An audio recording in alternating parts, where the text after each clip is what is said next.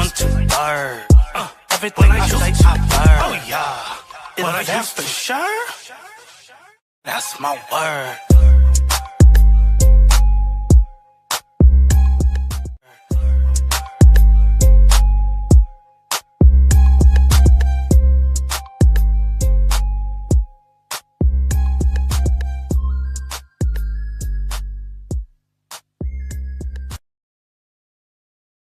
Hello, welcome back to our channel. I'm gonna let you take it away, James.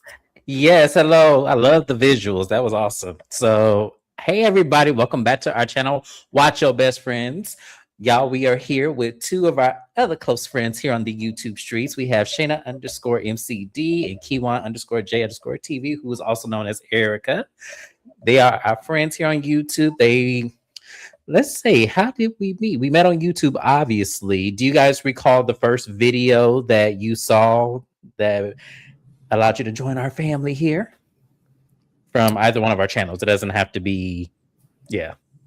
The way I met you guys was when Shayna put everybody's handles up, and I was just subscribing to everybody.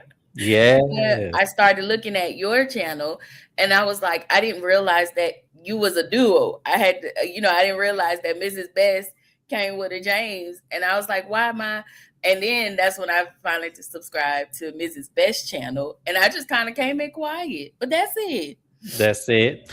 Yes. And Shayna's been here since my beginning of YouTube career. I don't even know how she found me, but Shayna, how did you find me, if you remember?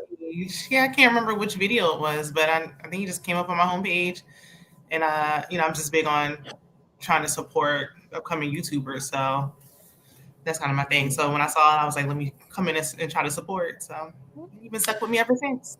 And I appreciate you so much, because due to you, I have a lot of support that comes from your channel. So I am forever grateful for you. So I wanted to thank you firsthand, give you your flowers as we are introducing y'all to this new collab channel that y'all have been asking for, especially these two. They have been asking for this, so it only felt right to have you guys join us at some point. So I'm glad that we did. So we have to also give a shout out to my bestie, Mrs. Best up there. Had to acknowledge our guests first, but say hello to Mrs. Best, y'all. She been holding it down on this channel, y'all. I have to give her flowers. This channel is so, I need her to create graphics for my channel. It's so awesome. Oh, no. A bitch is still learning graphics. Yes. Friends with Chat GPT and other things. Let's welcome in the people in the chat. What's poppin', Shani? I appreciate you being here. Hello to the husband, not the cousin, but I think he's referring to y'all as cousins. Lord help us. Hello to Kiwan's cousin. I'm just leaving. Yes. I made it. You went to a parade. That sounds fun. I love it. We ain't got no parades over here. We just got cold weather and celebrities angry in San Francisco. Is it cold out there? Compared to where y'all live, I'm not about to play with y'all and say that it is. It's 70 out here. What? It's like 70 or something. It's 74, so I'm not even going. Yeah. It's like 60 degrees. It's cold out for there. me. Is it? Yeah, it's like if it's 8 degrees, but it feels like -9 today. You said 8, like one number? Yeah, like 8. Yeah, no, ma'am. Oh my God. But it feels like -7. When does that go away? Yeah. This one's pretty rough, so it hasn't been like this in a long time. But hopefully by April, it'll start warming up. Hopefully by April. Well, shout out to everybody dealing with the snow. Y'all are some warriors. Because I drove in the snow once and I said, this is not for me. I'm weak. So I respect it. I found James and Twin just by scrolling and caught a Housewives Lives, and they actually interacted with me on the lives. People seem to appreciate that. Yes. Yeah, I ain't go outside all day or open a window. It's fucking 7 degrees in New Jersey. Yes. It's too cold. That is too cold. All right. So we're going to go ahead and play a little game here as soon as it gets approved here by our moderator up there. Why do it gotta be approved by me? That's how it works. You have the main controls producer. This is I'm just the host. There we go. Uh, So, y'all, we are going to play a little Mary Bloop and Kill. So, I have come up with 10 slides of non-eligible but eligible men. So that way we can, see where y'all mindset is. And then also in the chat, go ahead and play as well. We want to hear what you're married. So we're going to start with the first one. So we have the comedians of the 90s, Martin Lawrence, Eddie Murphy, and Jamie Foxx. So Shayna, we're going to start with you. Who are you marrying, hunching, and killing? Are we going off of today's pictures or? That's a valid and fair question. We going off the pictures you see right here. My God. So if they were to come to Shayna up in the bar or in the lounge and say, "Hey, how you doing?" Who are you giving your attention to want to marry? Who are you giving to for, a little rumble in the jungle? And then who you giving the hell no, get up out my face? I guess I would marry Martin because he would make me laugh. I guess I'll smash Jamie Foxx since he's the more attractive one out of these pictures, and then I'll just pass on Eddie Murphy. Okay. All right. So Miss Erica or Kiwan, however you want to be addressed here. Okay. So I will marry Jamie Foxx. Okay. I will let Eddie Murphy hunch on me. And Martin can go. Okay. I don't know if Amina's still here with us because she went off camera and is muted herself. But I'll go ahead and go until she gets back. So for me, this one is actually a hard one for me because I wouldn't give any one of these three the time today. But if I had to choose, I'm going to marry Eddie.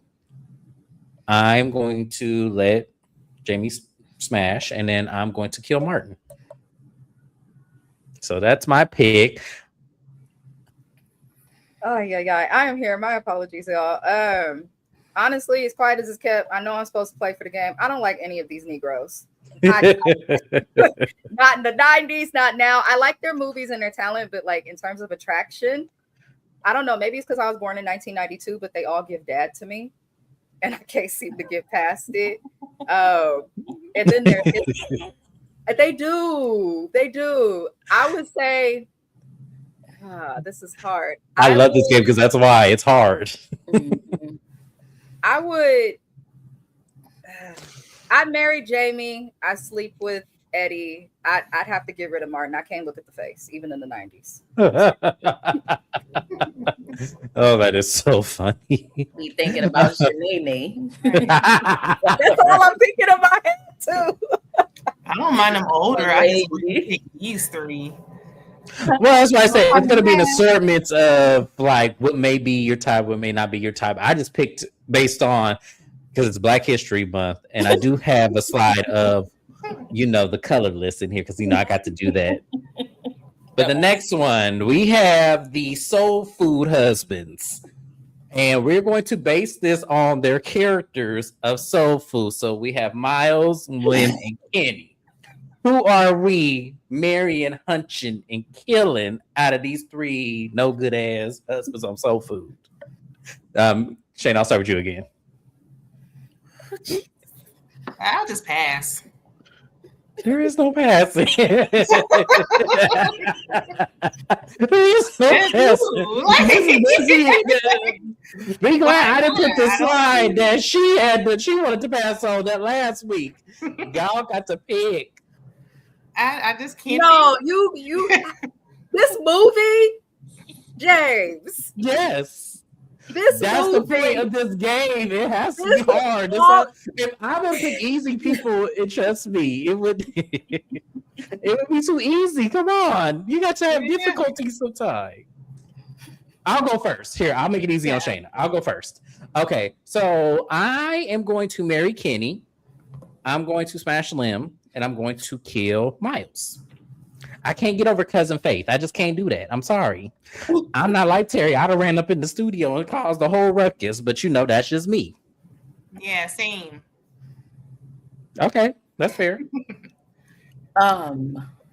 Go ahead, Shayna. No, she said same. She copying me. Okay. This is stressful. Okay. Kenny is dumb. But I guess I would marry Kenny. First of all, I marry Miles because he got money and a group. Okay. He got money. Listen, you can go be with Cousin Fate. I don't care. I'm gonna take you for everything you got. I'll let Lim smash only because he a nothing. Okay. And Kenny just dumb. Kenny gotta go. Like, how you bring a computer in a house for the baby? sorry, y'all. Like, why Shani, we sorry your responses are not coming up. We're so sorry. I don't know what's going on with StreamYard, but continue to play. All right, last but not because my YouTube, I was trying to go on here to share the live and it wouldn't. It wasn't working. Oh, okay. It took a minute. All right. Well, make sure you put in the comment on the playback, Shani. All right, Amina, your turn. I'm gonna kill Terry's husband. I'm justice for her. Justice for Terry. Because that family had her all the way messed up. From wanting to borrow money to her sister stealing her old work to it. No, he got to go. That's why you're for everything he got.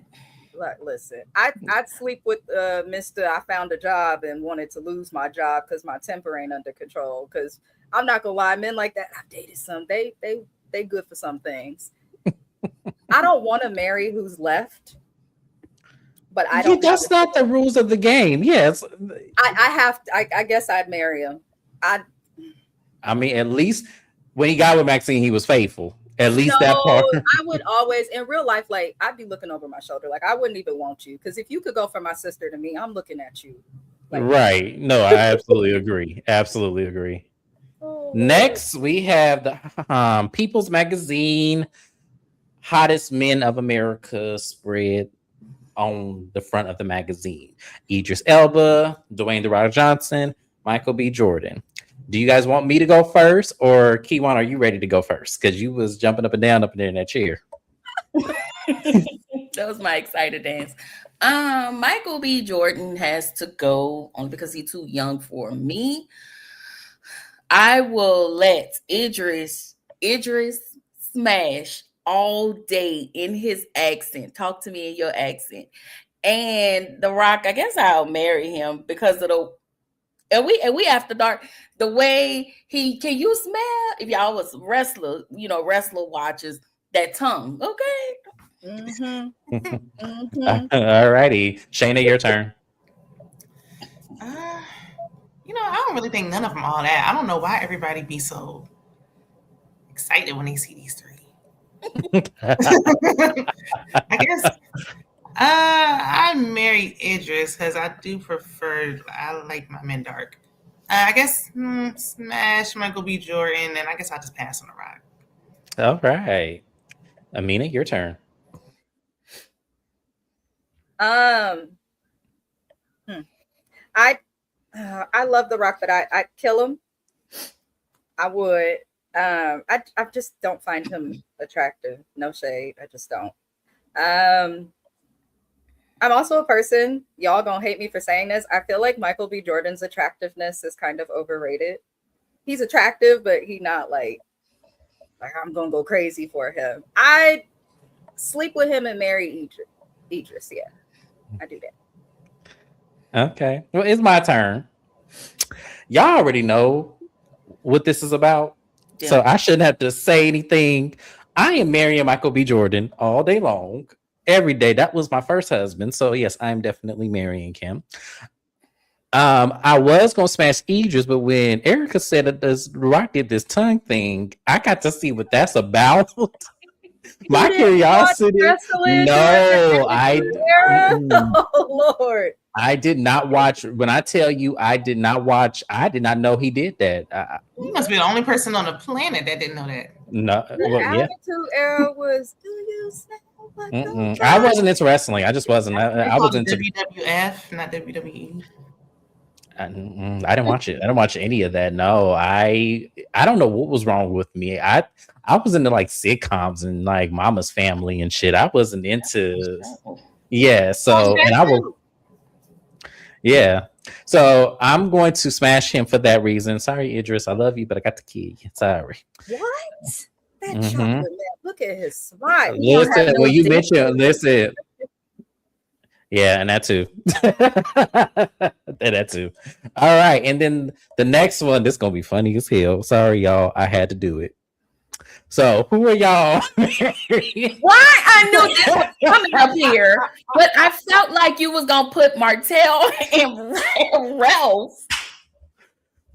Why does Marcel look so angry at this photo? He doesn't have a picture of him smiling. I tried to find one. He does not have one. No, he does not smile. So, Lord Jesus, I don't.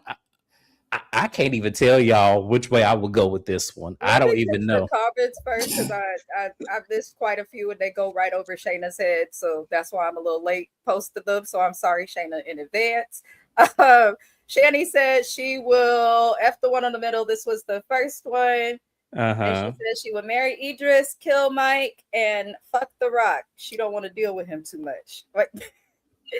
Shayna has someone here. Welcome in. Hey, Shayna. Hello, Pickshaw. She said, hey, bestie. That's your bestie. I love that. Bestie. I love the support. You would fuck Eddie, kill Martin, and marry Jamie.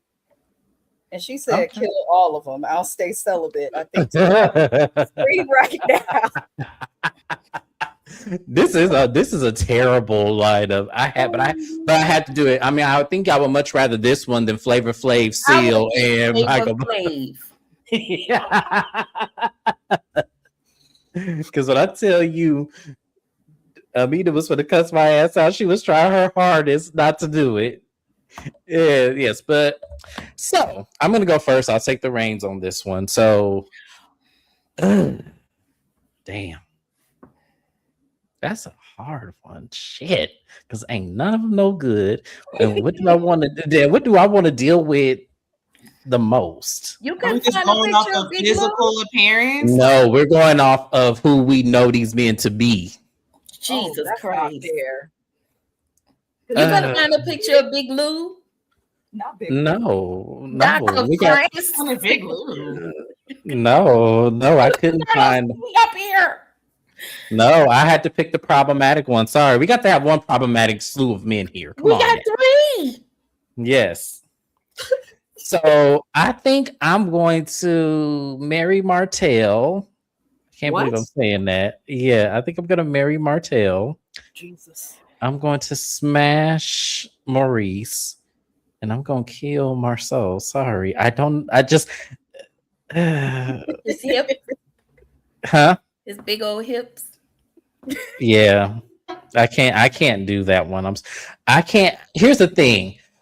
Maurice is just a smash. I want to see what this 3 times a day is, because I feel like this is some fuck shit. I feel like I can't deal with Marceau and he's condescending, making me feel like I'm stupid when I know what the hell I'm looking at. I couldn't deal with that. And Martell is so fucking stupid that I just feel like for me, yeah. Martell's it would just be too. Huh? Martell's condescending too. True. Damn. I'll still keep it what I have it. So Shayna, your turn. I guess I would smash Martell, pass on Maurice, and I guess I would have to marry Marceau. All righty, that wasn't so hard. Keep on your turn. I wouldn't let Maurice touch me with a 10-foot pole. He gotta go. I mean, Martell. I guess I just want to let. I guess if I had to choose, Martell would be the one. It just gives pH run up, but I let Martell smash, and then this one here on the end. I guess I'm like Shayna. I guess I marry him. Oh. That was hard. Hey, I'm telling you, this does not get easy. I'm telling you, this game is hard as hell. Okay, Amina, your turn. Child, Mrs. Best. I would definitely kill Maurice. Let me tell you this: a nigga that need to have sex with me 3 times in a day ain't giving me quality dick. Sorry, it's just the truth. So he gotta, and I wouldn't marry him. So absolutely not. So I would kill Maurice. I would sleep with Martell, but only once and because I have to. Maybe he know what he doing. I don't know. I guess I'd marry Marceau. Marceau to me, and it could be because I'm not the hugest Love and Marriage Huntsville fan, but he's not the worst. I feel like he comes off bad because his wife is stupid as hell. I feel like if he had a smart, secure woman, she would be able to keep his narrow behind in check. I'm sorry, wide hipped behind in check. Wow. So I'd marry him. I feel like I could whip him in shape. Yeah, okay. All right. Good job. Good job. Thanks for getting through the hard ones. The next one, we have Brothers of the 90s. Was Sean not available? What? No, we having drinks, and these 3 men approach us at the bar trying to see what we hitting for. Now, is this one where I'm gonna have to go first again? Yeah, go ahead. Okay, so I'm gonna marry Keenan. I'm gonna hunch on Damon, and then I gotta kill the youngest one, Marlon. Yes. All right. So I'm gonna go up the line here, Mrs. Best, since you want me to call you that on this live. Yeah, because everybody get my name wrong, child. I actually agree with what you said. Marlon Wayans, absolutely not. Absolutely not. Damon and Keenan, I don't have too much bad to say about. They just hard to look at. But I guess I could do it if I have to. I don't know. I'm gonna pass, James. I can't. You have to. There's no passing. You already got halfway through it. You said you was gonna kill Marlon. Now, which one you hunching and which one you marrying? It's not that hard. Ooh. Okay, I'll sleep with the one in the middle and I guess marry Keenan because he had money the longest. That's my point. Listen, because trust me, I would give none of them the time of day. That's why I say I pick ones that are hard for me to do as well. This is one of them. I could not, under no circumstances. Shani said she would kill Marlon, fuck Damon, and marry Keenan. He almost gone, so I can get all this money. That's messed up shit. Oh Lord. Okay, Kiva, you my money. Period. So Marlon can go. I'll unalive him. Same as y'all. I'll smash. What's his name? Damon. And I will marry Keenan. All right, Shayna. Yeah, I would marry Keenan for the same reasons as everyone else. And then I would smash Marlon. I would pass on Damon. Okay. All right. Switch it up. I love it. All right. Next, we have the comedians that kind of go under the radar. And, we know that is what. Yes. As I say, kind of go under the radar. We know they famous. But yes. Tucker goes under the radar? Huh? So Chris Tucker goes under the radar? Yeah, a lot of the times he does. And then he comes out of nowhere talking about he won't do another Rush Hour and why he won't do Friday. Okay. Yeah. I feel like Chris Tucker would be under the radar, but I guess he's just more selective with what he does, but he stays relevant. Maybe it's just me. No, he does stay relevant. I never said all of them stay relevant to some extent. But what I'm saying is, like, when you think of like comedian actors who are still working and still having movies coming out every now and then, these 3 kind of don't really do for some reason. I mean, I think out of all of them, it's because of that Michael movie, but yes, and I think, and I feel like Dwayne kind of just co-writes on someone else's coattail. You always see him with somebody, and then Chris Tucker. That's the one that was married to Tisha Campbell. Campbell. was hitting on her and allegedly caused Martin to end. And oh Lord, Yeah. So these, if you had to go under the radar, who are you marrying, hunching, or killing? Do you guys want me to go first, or do you feel like you got this? Whatever you want to do. Okay, I'll go first. I'm gonna marry Chris Tucker. I'm going to let Flex hit it, and then I'm gonna kill Dwayne Martin. All right. So, or Mrs. Best, sorry, you're gonna have to get sorry. You're gonna have to forgive me. Charge it to my heart, not my mind. I'm thinking I'm talking to my best friend here. Sorry, Mrs. Best, your turn. I killed Dwayne. I can't be with no violent man. I ain't forgot. I would marry Chris, and I guess I'd sleep with Flex. Okay. All right, Q1, your turn. Who are you marrying, hunching, and killing? Shake gotta go. He gotta go. I will let Flex smash because every time I see him, all I can see is the Michael Jackson version of him. And I will actually marry Chris Tucker. Okay. Shayna, your turn.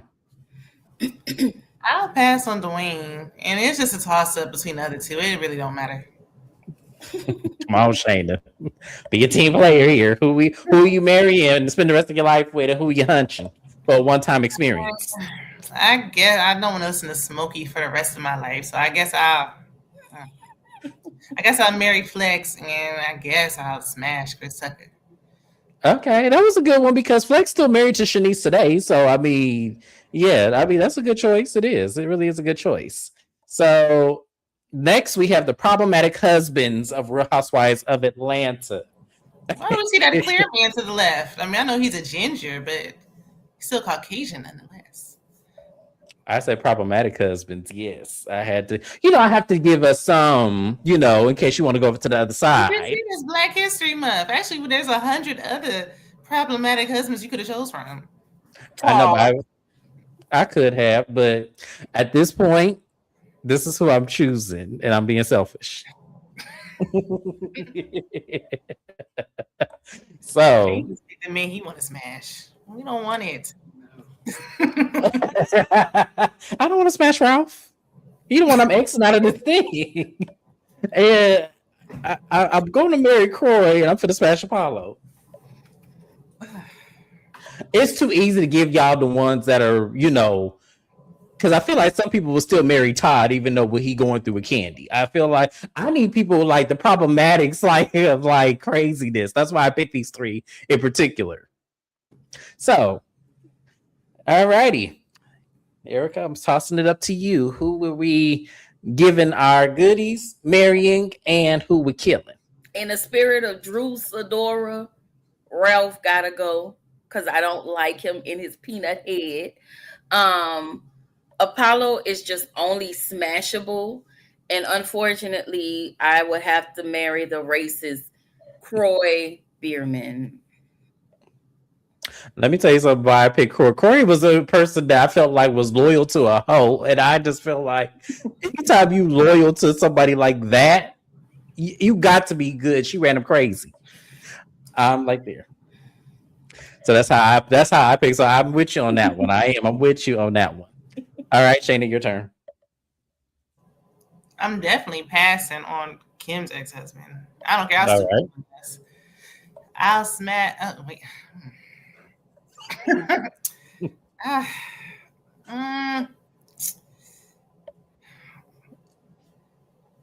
I guess I'll smash Apollo and I'll pass on Drew's ex-husband too.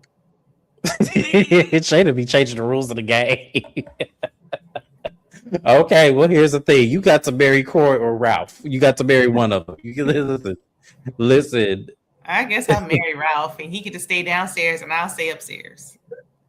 Okay, now lastly, Mrs. Best up there laughing at us because we struggling. I'm moderating, okay.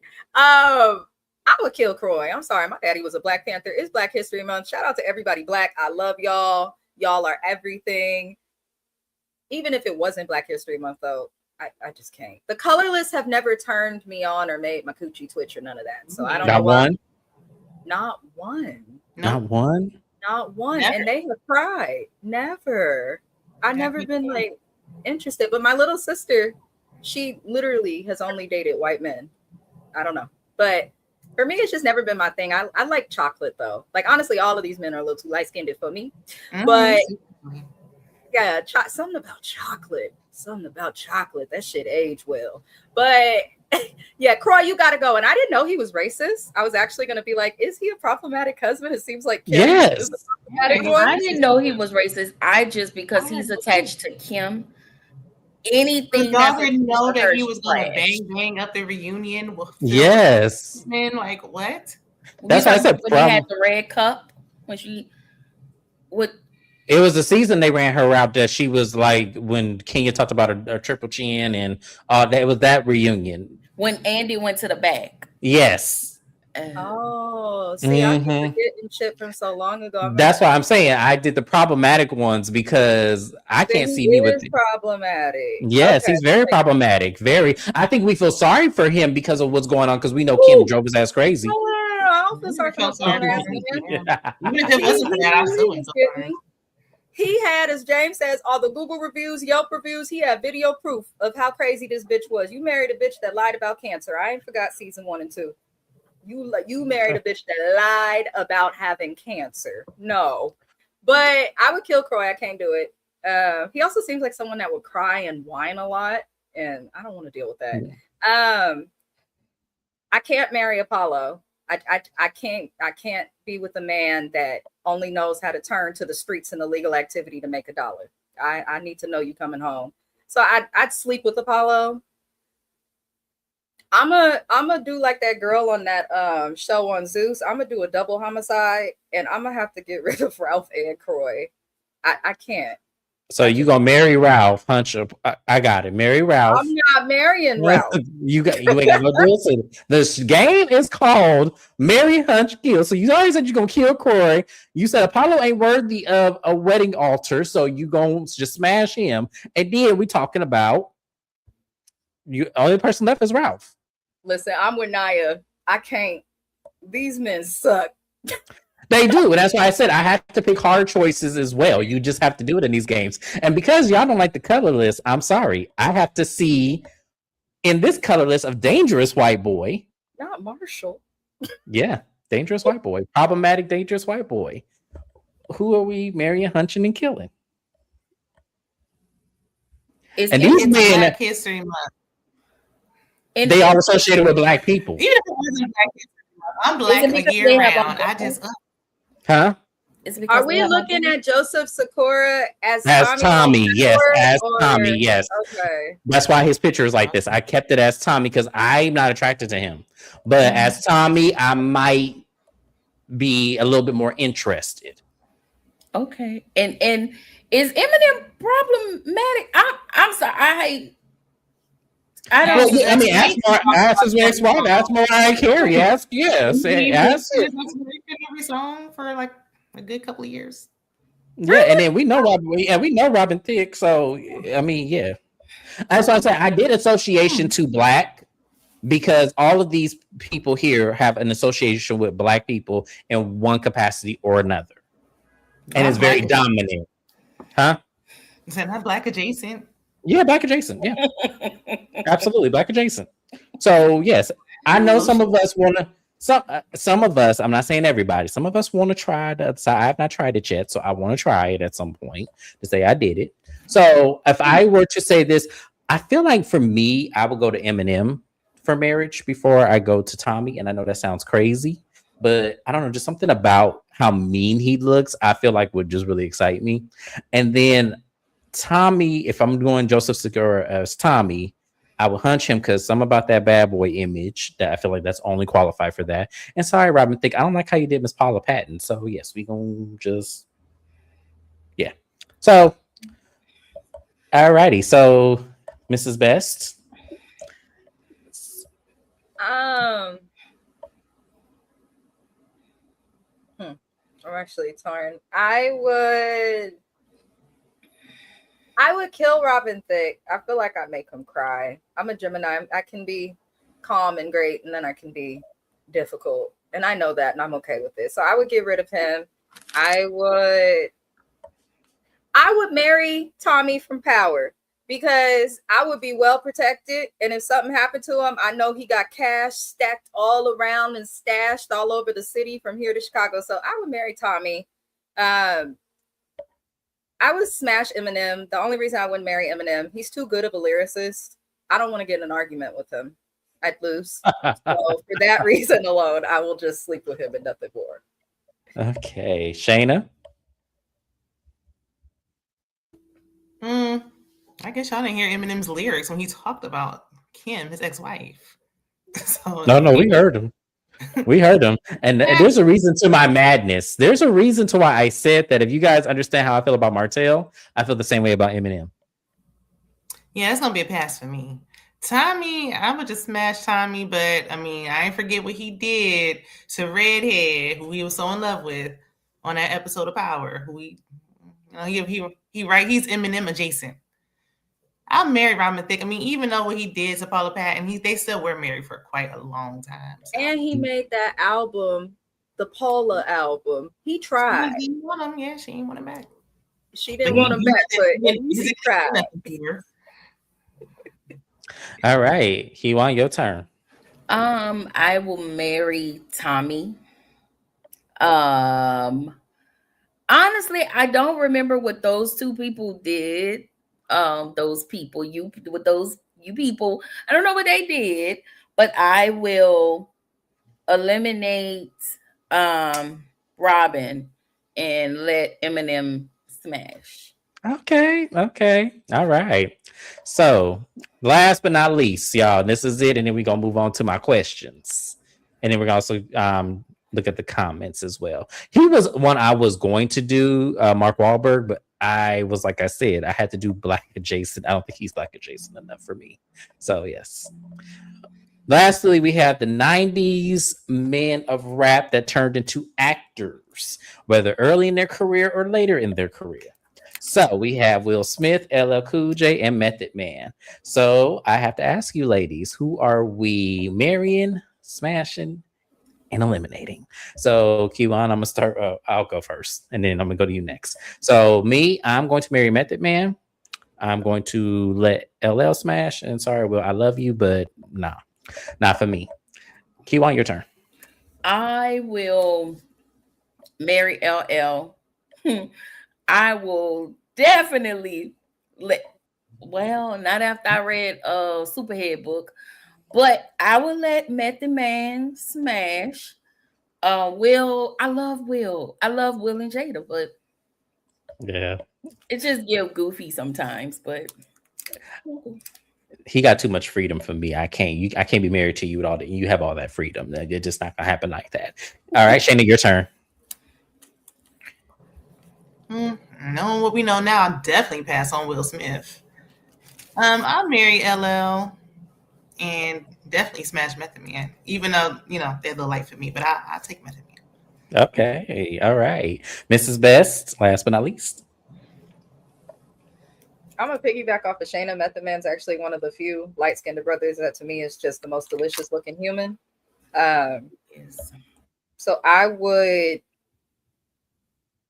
marry Method Man. I would sleep with LL and kill Will.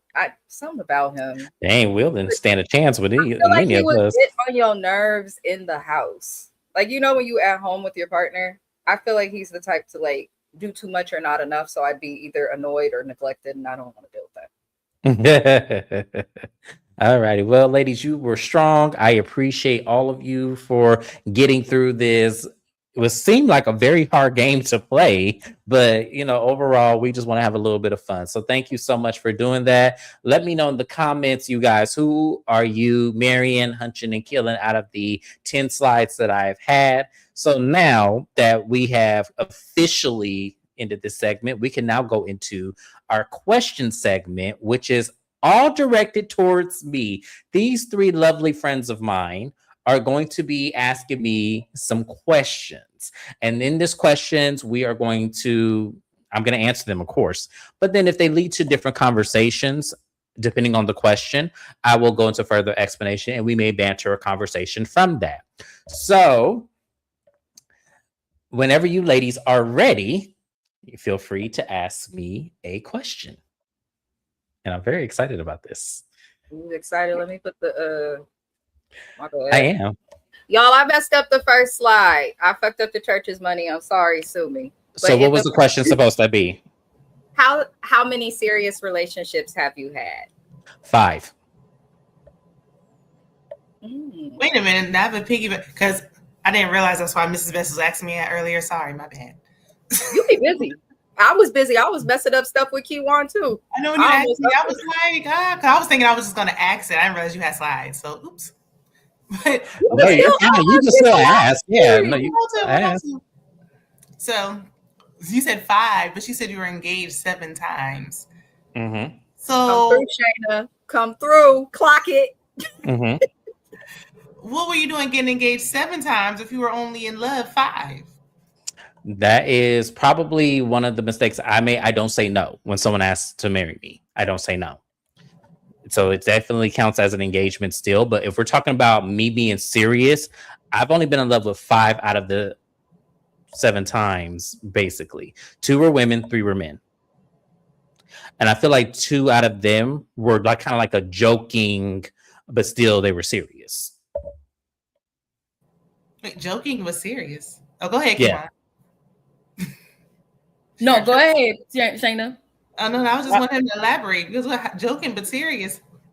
So basically, when men say they want to marry you, it's like unless they have a ring, that's when I take it serious. If they're just saying it as casual, like, oh, James, will you marry me? Kind of like situation, I say yes. I still count it, but I'm not serious and I'm not going to, because for me, engagement is not my serious link of commitment. Unfortunately, it's a way for me to see if you're capable of being my husband.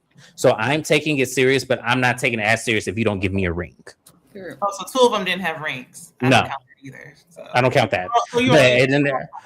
But so it's only 5 technically. I've only been engaged 5 times technically with rings 5 times. But if we're talking about people who've asked me to marry them, like dating wise, I have to count them too because they did ask during dating. So did the women who wanted to marry you, did they ask you or did you? No, I asked them. All right. I didn't know that. We're not counting them 2 ringless ones no more because that's just kind No, of.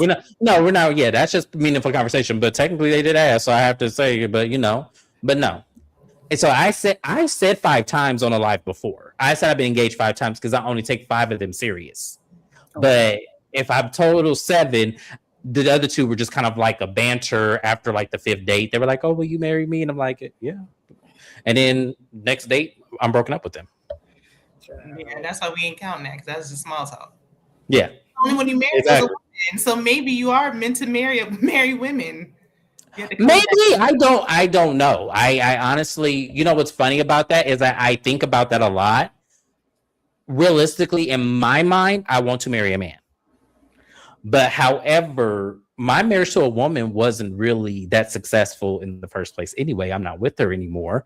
I don't even think she's alive to this day. I ain't seen her in 10 years. So yes. Do you think that you feel like you would never marry a woman or are meant to be with a man because of your experiences with women, or do you just feel like you just like men? No, I had great experiences with women. And it's the thing about my sexuality, the way I don't consider it to be psychological, is because I had great experiences with women. I did. Like, it was never a banter of me being confused or anything. I just feel like the women I chose, because my ex-wife cheated a month into the marriage. So it wasn't like I was like, oh my God, this wasn't going to work because of me. It didn't work because of her. And then the lady I was engaged to before her when I was 19, we weren't going to, because she still wasn't done with the situation she was in, but was trying to, date me at the same time. The problem is her current was deployed in another country because he was in the service. So she just felt like she could just date. We got serious, but she never told me that She had somebody. So I had to find out after the fact and then when he got home. That 'Cause must it's have like, been some Phoenix women. yes, I was here in Phoenix. Yeah, Phoenix women crazy. They are. That's why I tell y'all when I say Phoenix women crazy because I've lived through experiences. Do you think they knew that you had attraction to men? Did you tell them? I didn't have attraction to men at that age. Yeah. Let me see here. Let me catch the comments, y'all. I'm sorry to interrupt. I'm doing the best I can with what I got. Naya was popping doesn't cook, and she said, "I understand that you want to be sure to James. People get engaged all of the time, but you want to absolutely be sure." Exactly. Shani says, "James, you sound like Cynthia Bailey before she decided to marry Peter. Wasn't she engaged like 45 times?" Hey, shout out to the people who get engaged. Like I'll tell you, I never have a problem getting engaged. I have a problem meeting somebody to the altar. I get that point. I get my ring. I just don't get nothing beyond that. Is my problem. Lord. Let me see. A month in fucking shit. That's crazy. It ain't. That's crazy. I would have annulled that shit. Yes. Your love life sounds like a sitcom. No shade. It's really interesting. My book will be coming out because yes, my experiences with women have been the most insane thing. Like the problem with me, and I do it with men too, is I jump the gun. Like when I tell you I get engaged very early. My first engagement was 2 months into the relationship. I got married a month, 2 weeks, 3 days later after I met her. So when I tell you I don't take my time, I don't take my time. Do you think you'll do that differently next time? Because you did say you don't mind moving in with somebody after 90 days or 3 weeks or something. The moving in part. Oh, I'm sorry, Shayna. Go ahead. No, I was just gonna say maybe you got to take some time. Even when moving in, and maybe I'm thinking about it differently because when I think of moving, I have children. I want to move in with someone quickly. That's a huge step. In my next relationship, I am going to slow down because what I learned, even in this last relationship that I just ended, it was a situation where because we rushed things, we were always trying to catch up. And he was an amazing guy. Like I cannot front. Like he was an amazing guy. He did things well, but we just had certain things we did not agree on as far as how we treated each other. So I think that's where we lost our focus mostly. That's a good point you bring up that could be relatable for someone else, because I think that if you can't agree on how you treat each other in a relationship, or if your expectations are too separated or too far from each other, it's going to be very difficult to make it work. Absolutely. And to expand on that directly, when I say we didn't agree on how we treated each other, he still treated me like I was a guy and not his boyfriend. And I think, or his fiance. I think he treated me like I was just kind of like a friend banter versus taking the relationship seriously like I did. So I think that when we didn't agree on that, that's what we didn't agree on. I was doing what I knew to do, which is treat him as my man. But for me, I kind of got a secondhand treatment where I was like a friend. It wasn't really anything beyond that. There was no affection. And I tried. Like I gave it my all. Like Mrs. Best will tell you, I stood to that relationship till the end where I couldn't do it anymore. And that's kind of how I am with relationships, is I do it until I find out there's nothing else I can give to it. And then I ended. What was that? So how long did it last? This relationship was a full year. We were together December 22nd of 2023 or 2024, 2025. No, 2024. And then we just broke up January, like literally 2 days after New Year's. How are you mentally right now? I'm great. Okay. I have a clear understanding of why that relationship ended. To be honest with you, when we didn't get married, we should have ended the relationship then. But because I got injured, it was a huge distraction to where it was about taking care of me and me trying to heal. So the relationship did kind of go underneath the carpet because there was a lot going on. Okay. Let me get into the second question and hope I don't mess up and skip to the end. I'm not tech savvy. There we go. Besides dimples, what other physical features do you find genuinely attractive in a man? So I am attracted to brown eyes. I'm also, I'm attracted to well-built men. I don't know if that's a physical feature that is counted, but well fit. Fit? Yeah, well fit. In shape. That makes sense. In shape. Mm-hmm. Yeah. That's fair. That's fair. You be in the gym. Let Hmm. me get to this third question. What is your favorite thing about yourself? Oh my goodness, there's so many to think about because my sense of harmony is probably my favorite thing. It's a strength that I've always had. I've always been the person that has rooted in peace. And I know me on YouTube doesn't really show that, and because I'm being a character, I'm not really being my serious self, but I'm really rooted in a lot of harmony. Like I'm soft, I'm really like into one of those things where I'm very caring, I'm very affectionate, I'm very loving, especially towards women, black women specifically, because me and my mom don't have that banter and I've always wanted it. So I tend to give it to the ladies in my life. I like that. What's your zodiac sign again? Taurus. I'm gonna keep myself. Are you stubborn? Taurus men are woo. Stubborn? Yes. Yes. And I am stubborn. No, don't get me wrong. I'm very stubborn. Yes. But that's not my favorite thing about me. That's actually something I hate about myself. I don't know much about Taurus men. Whenever I come across Taurus, I feel like it's females. And they are bullheaded. They can be stubborn, but for the most part, they're kind of loyal and unproblematic. But I don't really be meeting Taurus men. I had a problematic one.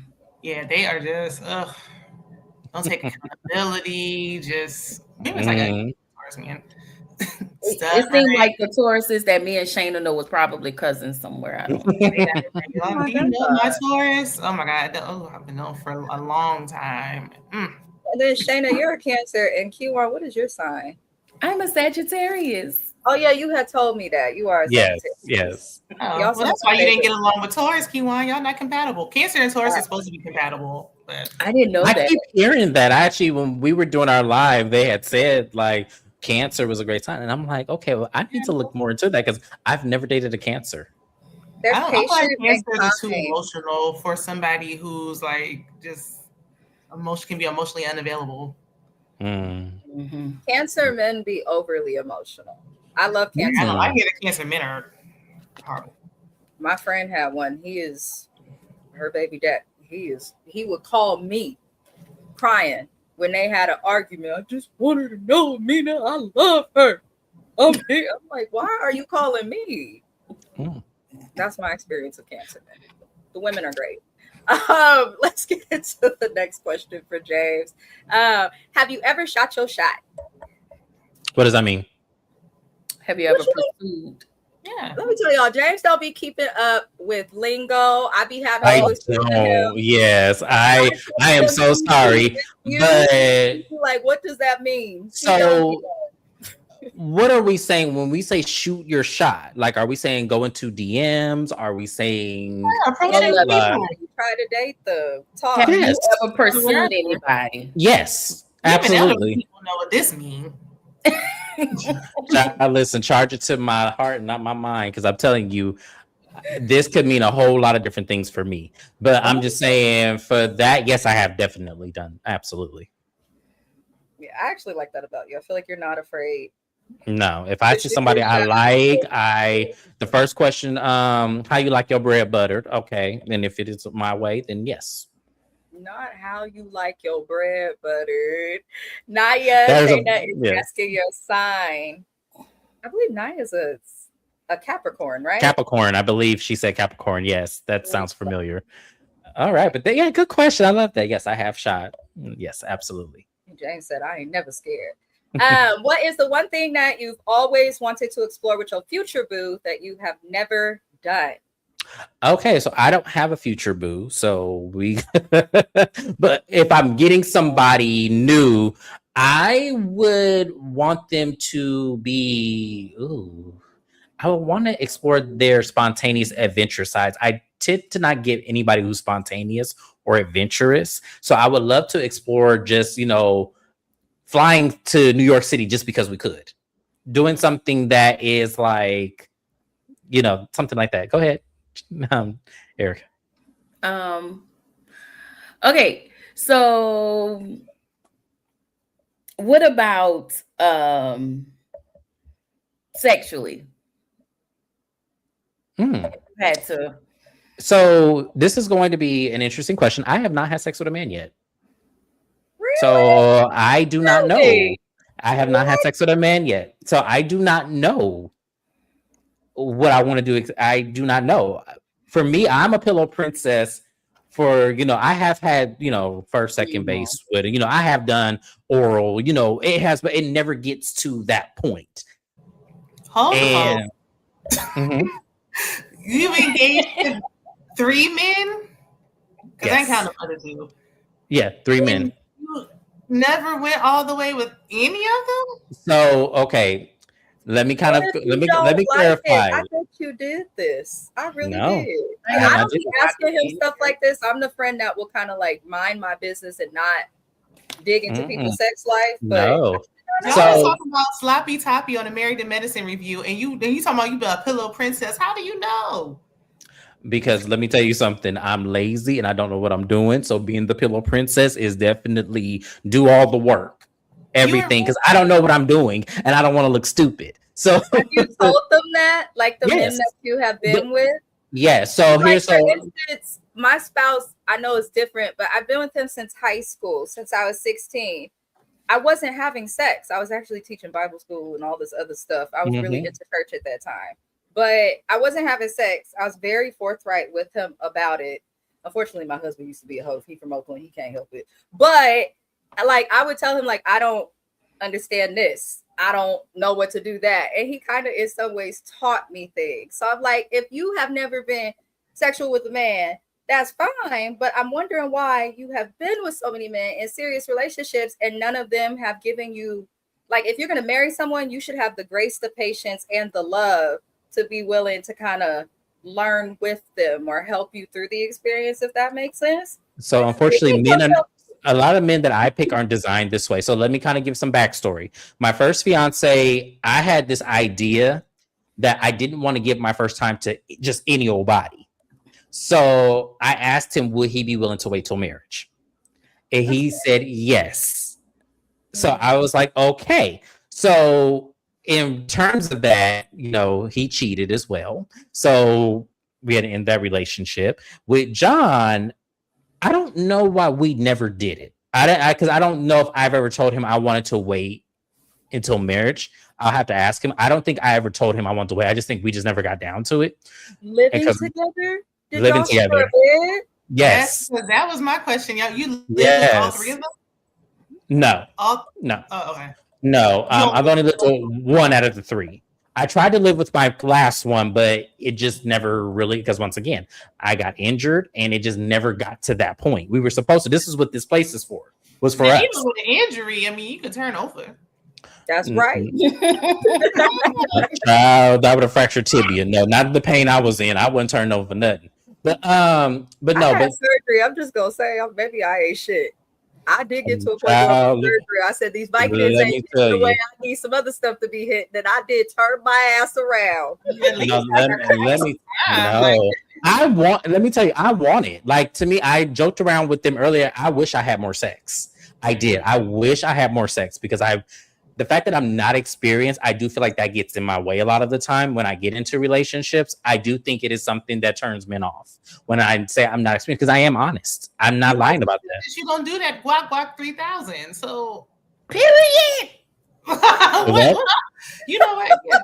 Give us the game and tell us how you get these rings. Okay. Well, here's the thing. Okay, as I said, comment said, this is the comment. She said, "What kind of voodoo are you putting on them? Because you are getting." Yes, I know. Okay, I know. Giving it up. I don't have boyfriends break up with me because I was really teaching Sunday school in church and would not give it up. And you, I think honestly, if the man really does care about you, he will wait. Like, he will wait. If that's a personal choice you have made, like my first time was a personal choice. It was just like, I was like, hey, look, I really don't want to just give it to you and then we'd break up. And then, because with women, I was reckless. I'm not going to lie. Well, when I was having sex with women, I was completely reckless, especially between 22 and 23. That was a crazy ass year of sex for me. So, go ahead. So yeah, when I got to men, I was like, okay, maybe I want to be a little bit more of a virtuous person and just say, you know what? Why don't I? Because my desire is to get married. My desire is to get married. And I felt like, okay, if I get married, then, we can do it. And, at that time. And then when I was in that relationship, when that relationship ended, my first engagement with a man, when that ended, I felt like, okay, maybe I should have gave it to him. Maybe I should have been trusted him enough to say, okay, yeah, let's have sex. So in my second relationship, I think we both were just way too nervous and scared, to be honest with you, because I knew I was. Either. Mm-mm. So are you scared? Like you may have said this, but are you scared? Yeah. Or just okay. Are you waiting? Are you officially waiting till marriage at this point? No, I am not. I am not waiting till marriage. When I fall in love again, I'm hoping that will be my floodgate to open to experience sex with a man. I'm hoping that's, because I don't want to wait. I actually want to see what it's like. Yeah. Well, you think that's why the last fiance treated you like a friend because y'all weren't? Maybe. I don't. He and I talked a little bit about it, but we never got to why we were never more intimate sexually. So we were kind of unpacking the issues we had outside of that. But I think that is a question I would like to ask him because I am curious. I don't know. I mean, on my part, no, I would go into a marriage with him as well because he's a great guy. But if that is the cause of it, then on his part, then that's something that, I would like to know because it would help me. I don't need to come be your wingman. I live too far. I get you some dick. I swear to God, I will. I don't want.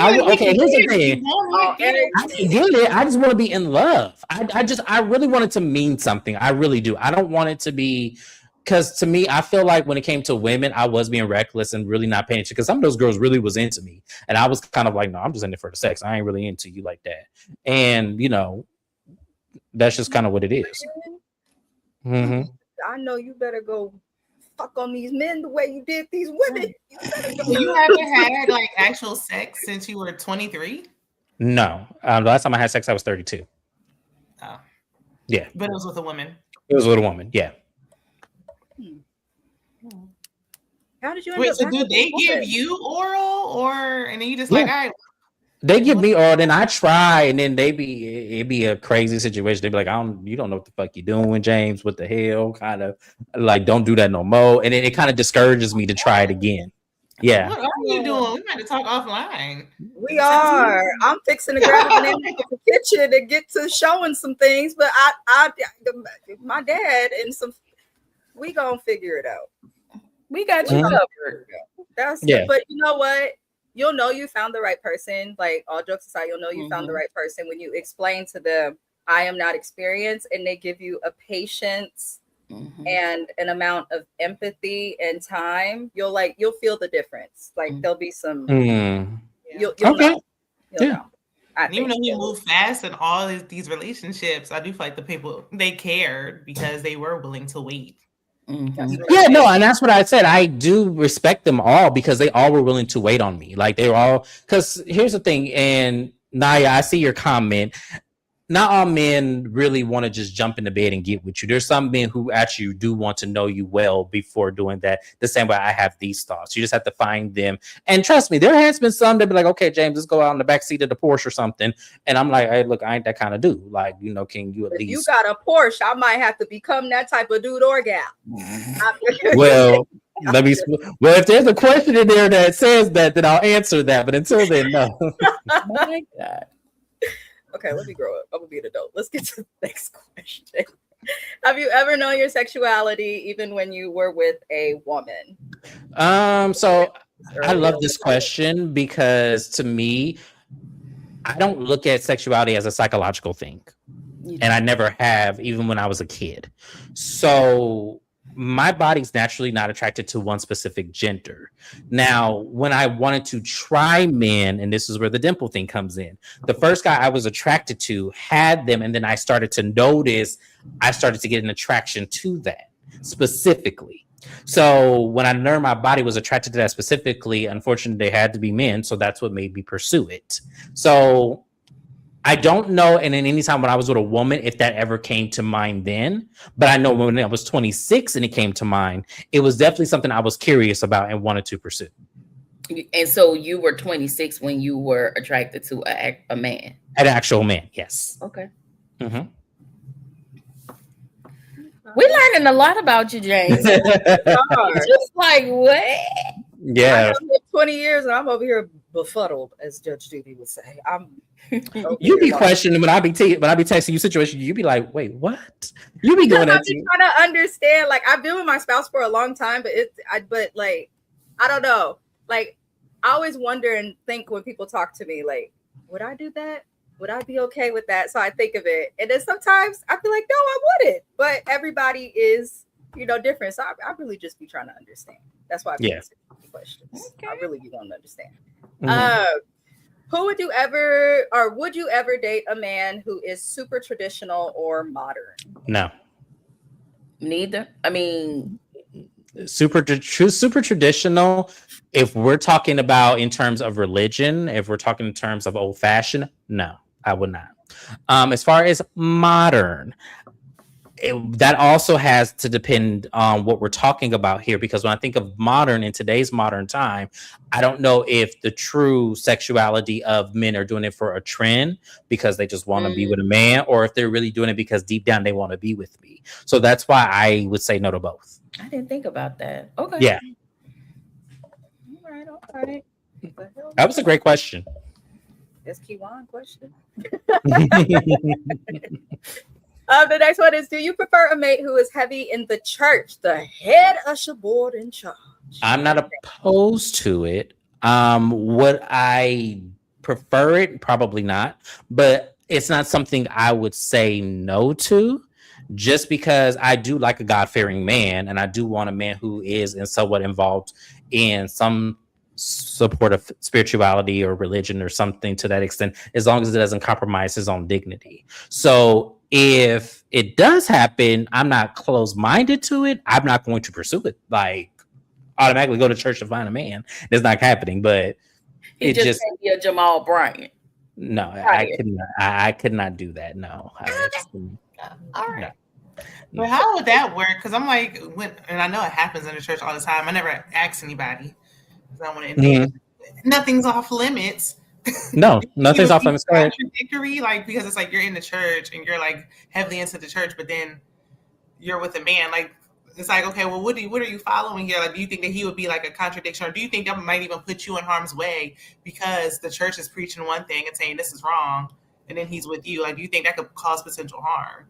Which is why the first part of my answer was, I don't think I can do it if that's the case, because I see, and that's how I think as well, Shayna. I think like that as well. Like, in a lot of churches, this is heavily like rooted as being wrong in a lot of congregations. So for me, I don't know if I could. Now, I'm not closed-minded to it. If one is far removed from just going on Sunday and praising God and having his own spiritual connection that follows outside of that and may belong to an organization or two that's through the church, fine. That's completely fine with me. I have no problem with that. But for me, like, if he deep-rooted in, like, he's just doing this on the side and got a whole wife and all this, no, I'm not doing that. No. Yeah. That's not nobody DL anyway. DL men are dangerous to everyone. Absolutely, they are.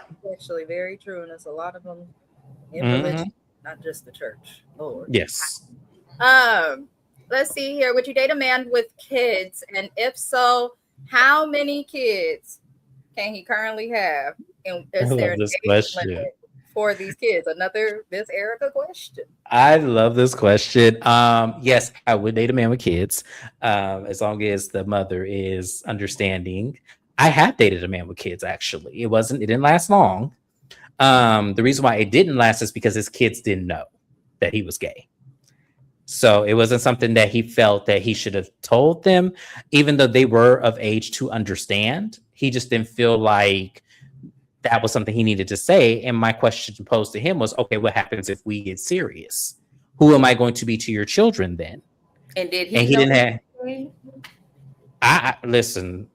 I don't judge, because I still deal with women on occasions. So I can't judge anybody if they have children or, I can't judge them for that. But what I will say is that I always think of me in that situation. What is the relationship like with the mother of your children? Does she know? Is she okay? Do your children know? Are they of age to know? Are they okay with it? If I come into the picture, am I going to have darts thrown at me, or am I going to be embraced with love? That is something that I always say. If I'm going to date a man with children, I need to know the backstory of who knows, who's okay with it, who loves it, who doesn't. So that way I'm not walking into something blind because I don't know how I'm going to respond. So that's why I usually it's with respect and care. But when someone got me messed up, it, turns into something different. So yes.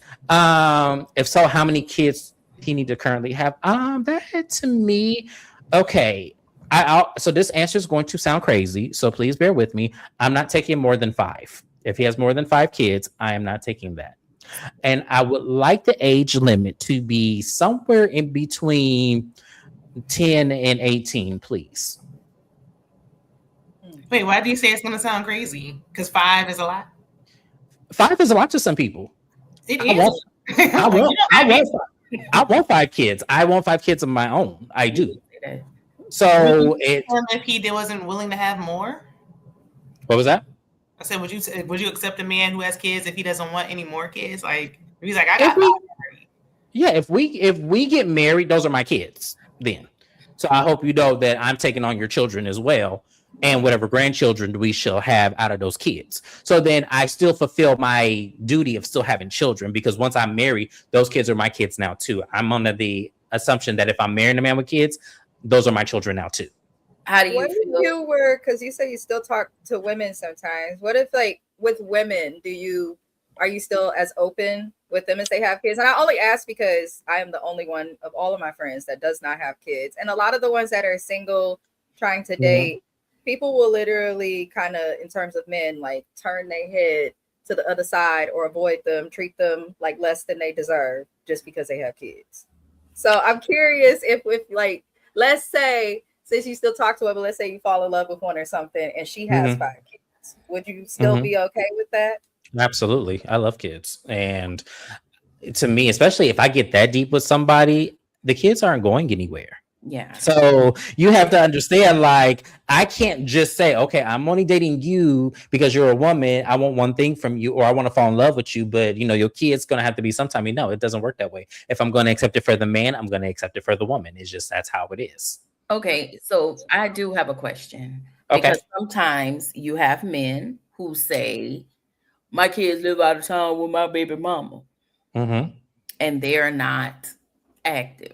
How do you feel about men who have kids and you just happen to like him and all of the things, and you realize that he's not active and he's not active in his children's life?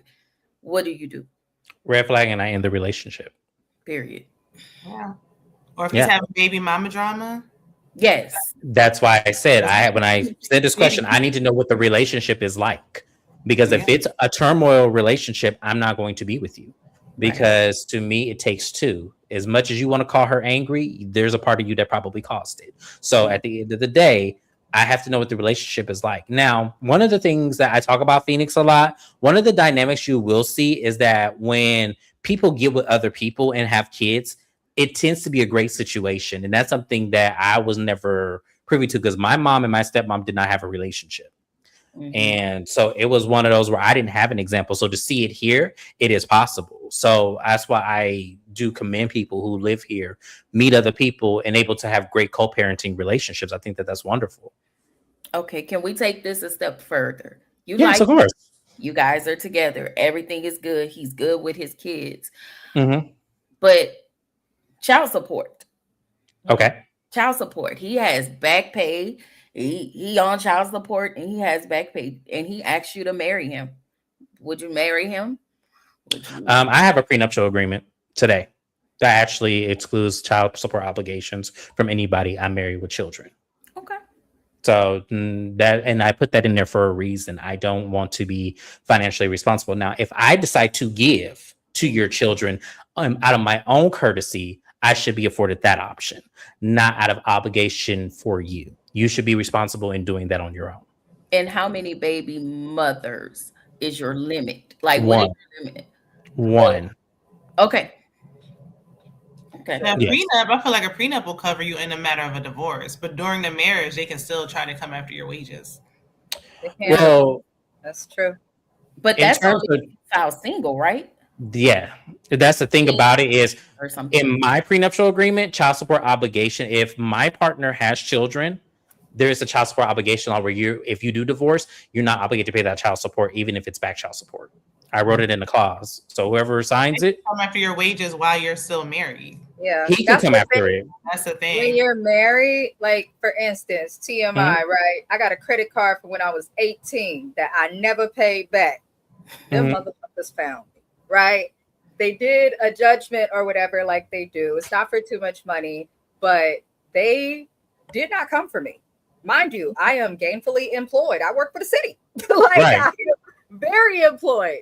These motherfuckers went and garnished my husband's wages. It's the same thing, at least here in California. You can have a prenuptial agreement, but when it comes to debts and default payments, especially with things like child support in California, you can have a prenup to the day that you die. The court don't have time to go and look to see if there's a prenup on the docket somewhere. They're just going to garnish the check and get the money somehow. And if they cannot get that money somehow, then they may come get your ass. And then you can explain to a judge at that time, after you already done been hemmed up, that I have this in my prenup. And they will say, okay, well, you're not obligated, but that's not going to stop the court or the Office of Child Support, at least here in California, from coming and getting your money if you're married to someone. That's why Yandy didn't marry. I will find a legal way. Oh, I will find a legal way. Trust me.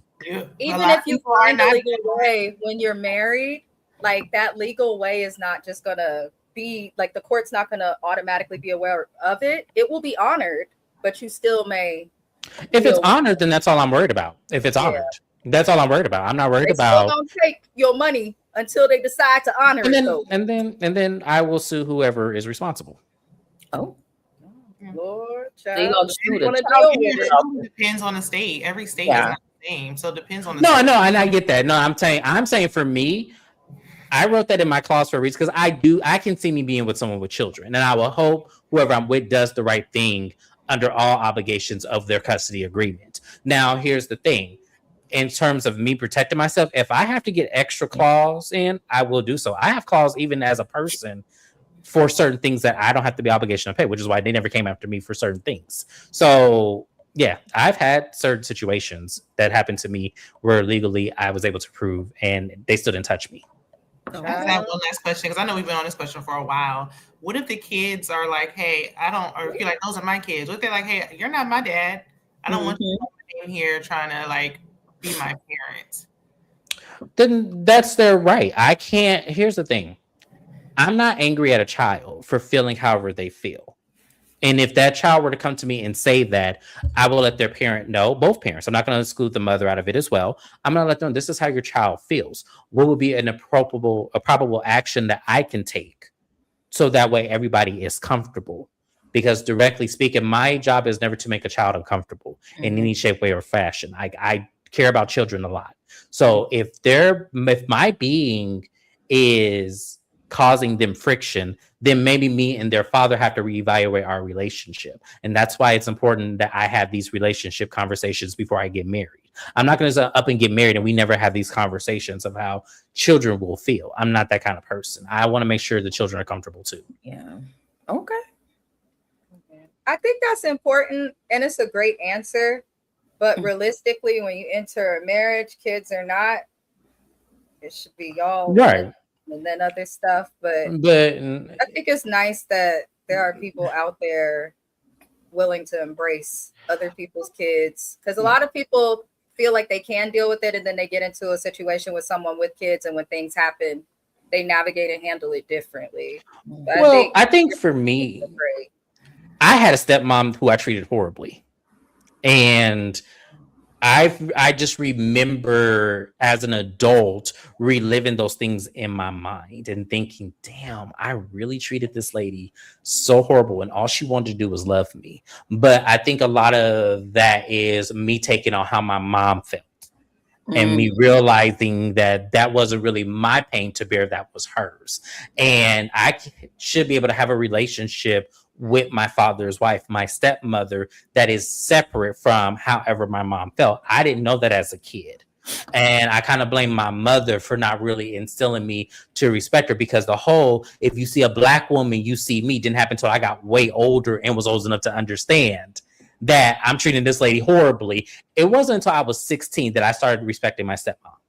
And that is so crazy for me. So yeah, it is a moral of what you instill in your children, because that's still an adult, regardless of your personal pain. And your father has the right to move on, just like your mother has the right to move on. My mom never moved on. And I wish she would have, because maybe that would have made her more open to understand how the other person may have felt. You know what I'm saying? Like, I just really wish that was my mom's situation, but it wasn't. My mom stayed single until we all got out the house. When people often they also have to understand when you're with somebody who has children, especially if you don't, they might be fine when you meet them when they're a child, or you said 10. When they start getting into the teenage years, puberty hits, while you might have got along at one point, they might look at you and be like, hey, you're not my dad, get out my face one day. And it's like, how are you going to handle that? So those situations, those dynamics change as they grow. There's always something going on with children as they're aging. So it's like, you might have been fine when you got married, and a couple years later, that's going to cause strain on your marriage. Like, you can't be like, oh, it's just going to be my husband first and not these kids. That's a huge factor. They play a big part. Yeah, absolutely. And, hopefully if that does happen to me, I'm prepared. Mm-hmm. But in terms of that, I look to my friends and my outlets to get opinions. Like, I'm always calling Mrs. Best and say, hey, am I handling this the correct way? I always look to the people in my life who may understand it or who may not. But it's always good to get insightful opinions. It is. Okay. That's true.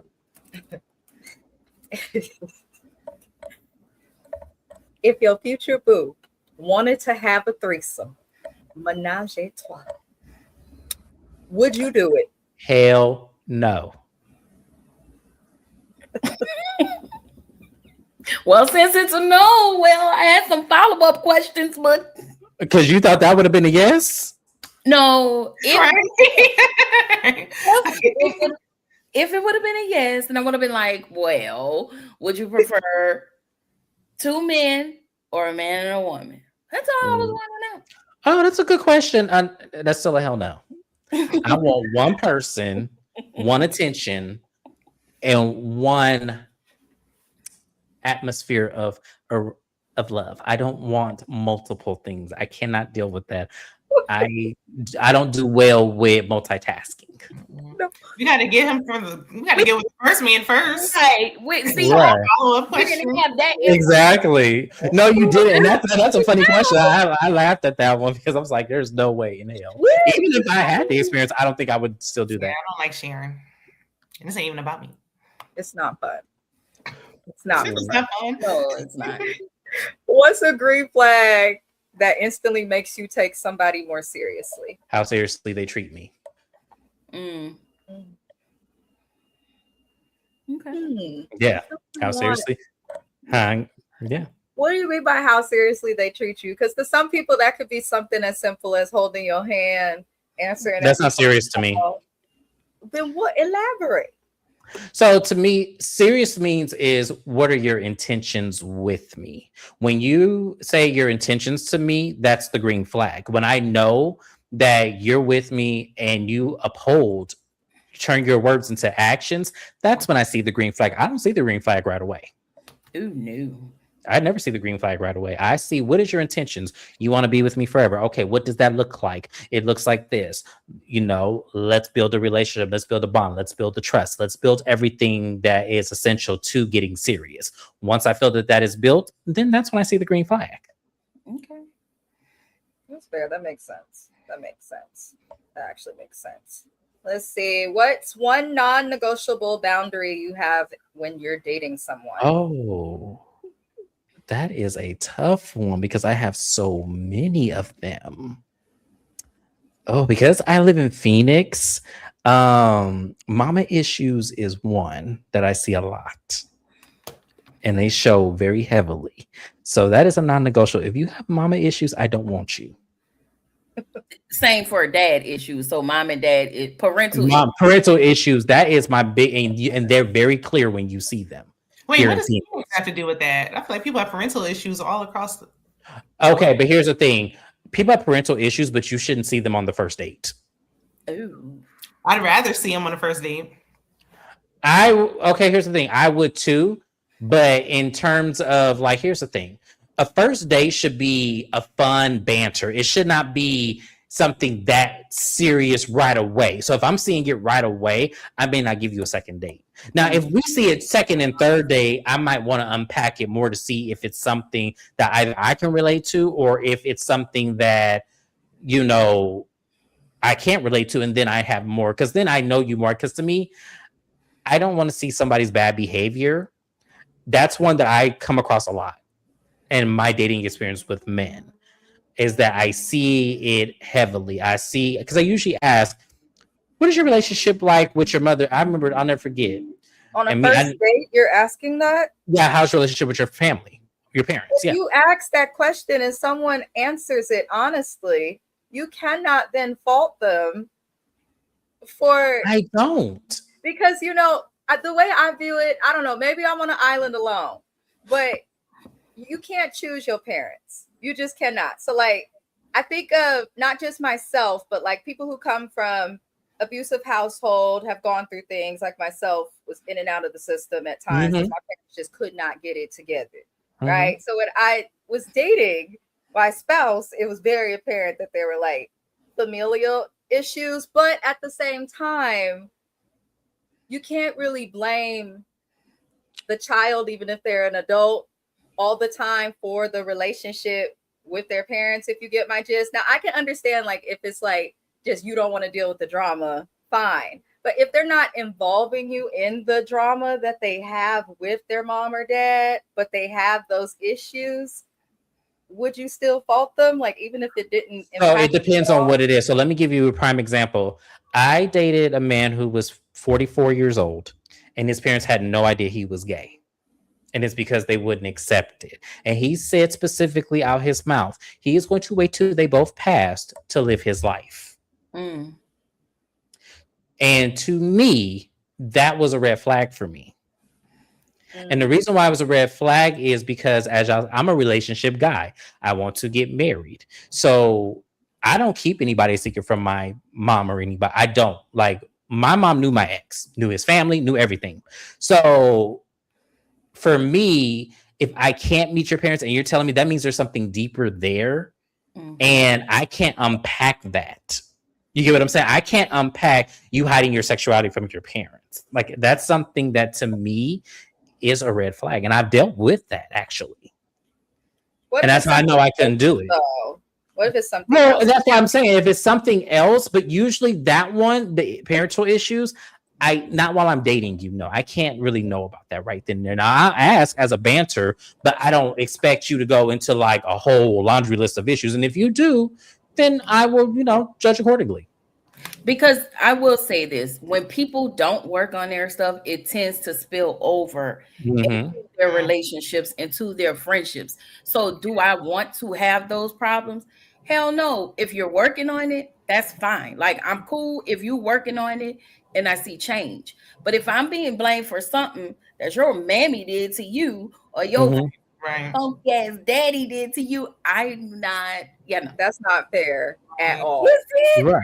A little harder, because things that Mrs. Best dealt with at 16, I'm not going to deal with at this age. So our way of thinking changes as we get. Because if I'm dating now at this stage of my life, I'm not going to tolerate what I tolerated in high school. Yeah. So by now, you should have been working on that. And that's actually a very good point, because you are 35, child, and at 35, you should have worked through your stuff. You're not going to be perfect, but you should have at least, in my opinion, done at least 5 to 10 years of therapy consistently. I mean, you can't go into your relationship. You can't use your trauma. I always say this on our other lives, but you can never use your trauma and the things you've been through as an excuse to mistreat or treat others less than they deserve. It's never going to work out. We deal with people who feel like we're not, for us as Black people, we are now just getting into a space of getting into therapy. Right. And not only that, we have to deal with ourselves, and being in that world, it's hard to deal with oneself and have to, deal with your own stuff. So when somebody do come along, y'all know I'm 43, and it's a different type of tolerance level. Like, go directly to hell is where I'm at in life. I've been through everything. As you should. But because I have to protect my peace. Yeah. And it's no shade. I had a relationship like that where I literally was working on me, but I was like, listen, I'm going to try not to spill my stuff over. And if it comes over, we just going to have to end a relationship. It's hard working on you being in a relationship with somebody who you have people who think that there is nothing wrong with them. Wrong, yeah. And that's a problem because it's like I'm seeing it. I know I ain't crazy, but you know, it's a lot, and it's a lot because sometimes people want to pile onto you. That's not fair either. I can barely hold I can barely hold my stuff. So I can't even imagine holding your things and my things. I'm gonna fall, and you're gonna walk completely over me and do whatever it is you do. Yeah, absolutely. And that's why I feel like for me, when it comes to dating, now it's not saying first date. Now, dating, that is a non-negotiable for me. I need to know if you are working on yourself, perfectly fine. But for me, if you're not doing anything and you're just letting the anger of the world just get to you, then that's when because mental health is important to me. It really is. And I feel like for me, I need to make sure mentally, because this is already a hard enough thing to do in society anyway. Because once again, we're talking about two men here. So yes, in times of that, I need to know how mentally are okay with you. Another thing that I should have probably put non-negotiable is if you're homophobic. One of the things I come through with gay men is that they tend to be homophobic, and I don't understand why. How is that so?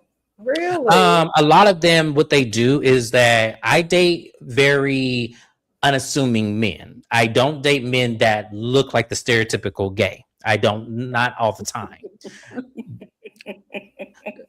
Okay. Okay. Anyways, my ex was unassuming to me. To her, fine. She has a different discernment to me. But to me, hey. Okay, but to my family, he was unassuming. They asked me, "Are you sure? Are you okay? Is this the normal thing?" Because they thought you were straight. Yes. So, in terms of what I mean by gay men being homophobic, they tend to not like, if they're like that, effeminate gay men or trans or something that is still in the same umbrella. They tend to down them and make them feel like they're less than when they're in the same boat. They just have a different persona. And I tend to not like that about men, certain men. So I usually say, please don't be homophobic. We're all here trying to do the same thing, which is find love, be loved, and continue to give love. So if that's where you at with it, that's a non-negotiable for me, because that's not fair. So do you think that gay men who are homophobic, do you feel like that's just them not fully comfortable with themselves? Well, I don't know if it's not a full comfortable. I just think it's something that's probably embedded to them. A good example is this is Zell Swag from Love and Hip Hop. You know. Oh, yeah. That's a good example. Yeah. Because to me, we've seen countless times of him dating effeminate gay men, but then also fighting them too. And saying that when he has kids, he wants to have kids. Well, it's a lot of deep-rooted homophobic in his mindset that is fascinating to me. And I have met a few men like that. And I'm just like, okay, that's non-negotiable for me, because that is such a contradiction to you. Mm-hmm. And if you'll contradict yourself in that way, you'll contradict yourself in other ways. Okay. I think that's why therapy is important, though. So I remember when I was in my counseling program, they were talking about like counseling the LGBTQIA community. And a lot of it is that society does teach you and train you. As little girls, you're given pink things, boys are given blue things. They play with toys and cars. We play with dolls and easy bake ovens. So when you have to kind of go against the foundation of everything that you were taught that you should be as a woman or a man, it can have kind of like an adverse effect where you can somewhat become homophobic even if you are within that community. So that's unfortunate, but that's why everybody should get to therapy, because that results in issues like people on the DL, which then results in an issue. I know people don't like to hear it for heterosexual people, because then you got people in the DL running around dating people they know they don't actually want to be with, because they are themselves just trying to conform to society. And it all becomes just this circular mess. Yes. What if their family was homophobic? Would you still date that guy?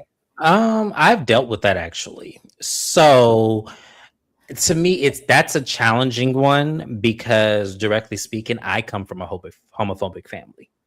So directly, it's something that I've dealt with. So I'm more understanding of someone who comes from that environment. Now, the difference between myself and probably someone who struggles with the family being homophobic is I don't give a fuck. You either love it or you don't. But if you love me, you got to love him. And luckily, with my ex, my family loved him.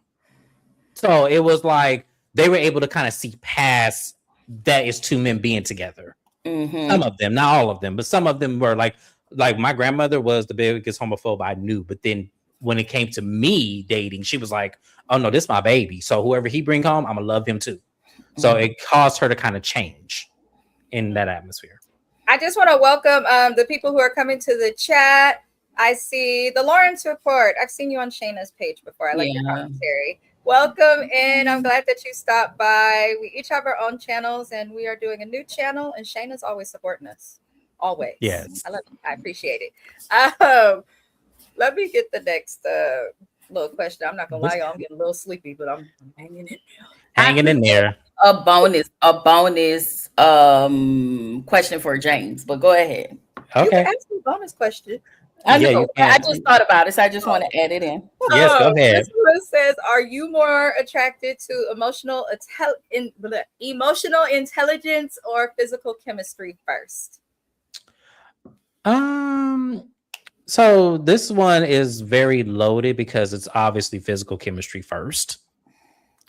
However, there has been times where I looked at emotional intelligence in my middle engagement where it wasn't so much physical. It was more so emotional intelligence because he was fascinating to me as an emotional intelligent person. I never met anybody like him. You say you never met anybody like him. No. Like John? No, I've never met anybody like him before. John. Oh, Lord. Let me get this. Let me see. Would you rather, Shayna, did you have to go now? Because yeah, if you do, yeah, please. Like, I know you're late as hell. Where you at? Yeah.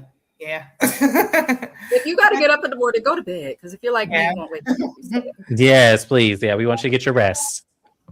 See you later. All righty. Bye. Have a good night. All right, you guys, the link to Shayna's channel is in the description of this video. She also shared the video as well. We do appreciate her being here because her schedule is crazy. I thought my schedule was bad. Her schedule was crazy. But that's okay because I'm kind of like, see, I could get here. I'm learning stuff about James and I'm actually enjoying it. I'm glad. I love it. When you're married, me and my husband's question video, y'all, was the most. It was cool. It was fun. But like when you know each other and then you're not like in a bad space, you can only say so much. So there's nothing too controversial, nothing to bring talking points. James, you need to be writing a biography of some sort. I feel like my story isn't finished. So that's why I have not wrote my book yet. It's not finished because I have crazy dating stories. I have crazy relationship stories, as you guys know. But because I'm still going in this, I have to wait till it's finished. Like I have to wait till literally I'm done dating, you know. Did I do? Okay, I did do you that did, one. yes, I'm yes. Just making, y'all, I be smoking weed. Okay, this one says, would you rather build with someone from the ground up or join someone who is already established? Oh, that's so interesting because I've actually done both. So for me, honestly, I enjoyed it more when somebody was already established. So I think that I enjoyed life more. However, I think I got more fulfillment from somebody who I saw from the ground up. So that one is very hard for me. But in my next relationship, I want somebody already established. I think that's fair. Especially James is working on a lot of things personally and professionally in the background. I'm not going to out everything because it's not my business to tell. But I believe that he's on the track to becoming even further established, and he always maintains self-sufficiency. So I would be pissed off, no shade, if you dated somebody living with their parents. I would have to really love him. Somebody who, because in Phoenix, Arizona, okay, in California, listen, it's too fucking expensive. Everybody living with their mama or auntie. But in Phoenix, Arizona, where they still got $1,000 rents, okay, You need to at least have what my friend can provide. And I'm on their ass this time. Okay? I got flight credits. I'm on their ass this time. I'm coming with you to the first date and the second. And I'm gonna be at the third one. Right. Period. We gonna see it through. And if I'm not available, we'll send Mr. Best. Okay, he's a man. He know how to spot a hoe. He'll help. We gonna work together. I appreciate that. That's funny. I'm serious. You laughing? Did you have your question, Kiwan? Yes. Since you gave us some of these problematic Mary hunching unalive, I need you to pick a mother-in-law. Mama D, Tokyo Tony, or Mama Joyce. Oh, I love that one.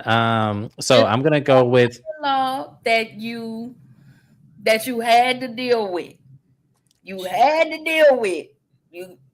That's actually easy for me. It's Mama Joyce. No, I'm sorry. I didn't mean Mama Joyce. I meant Mama Jones.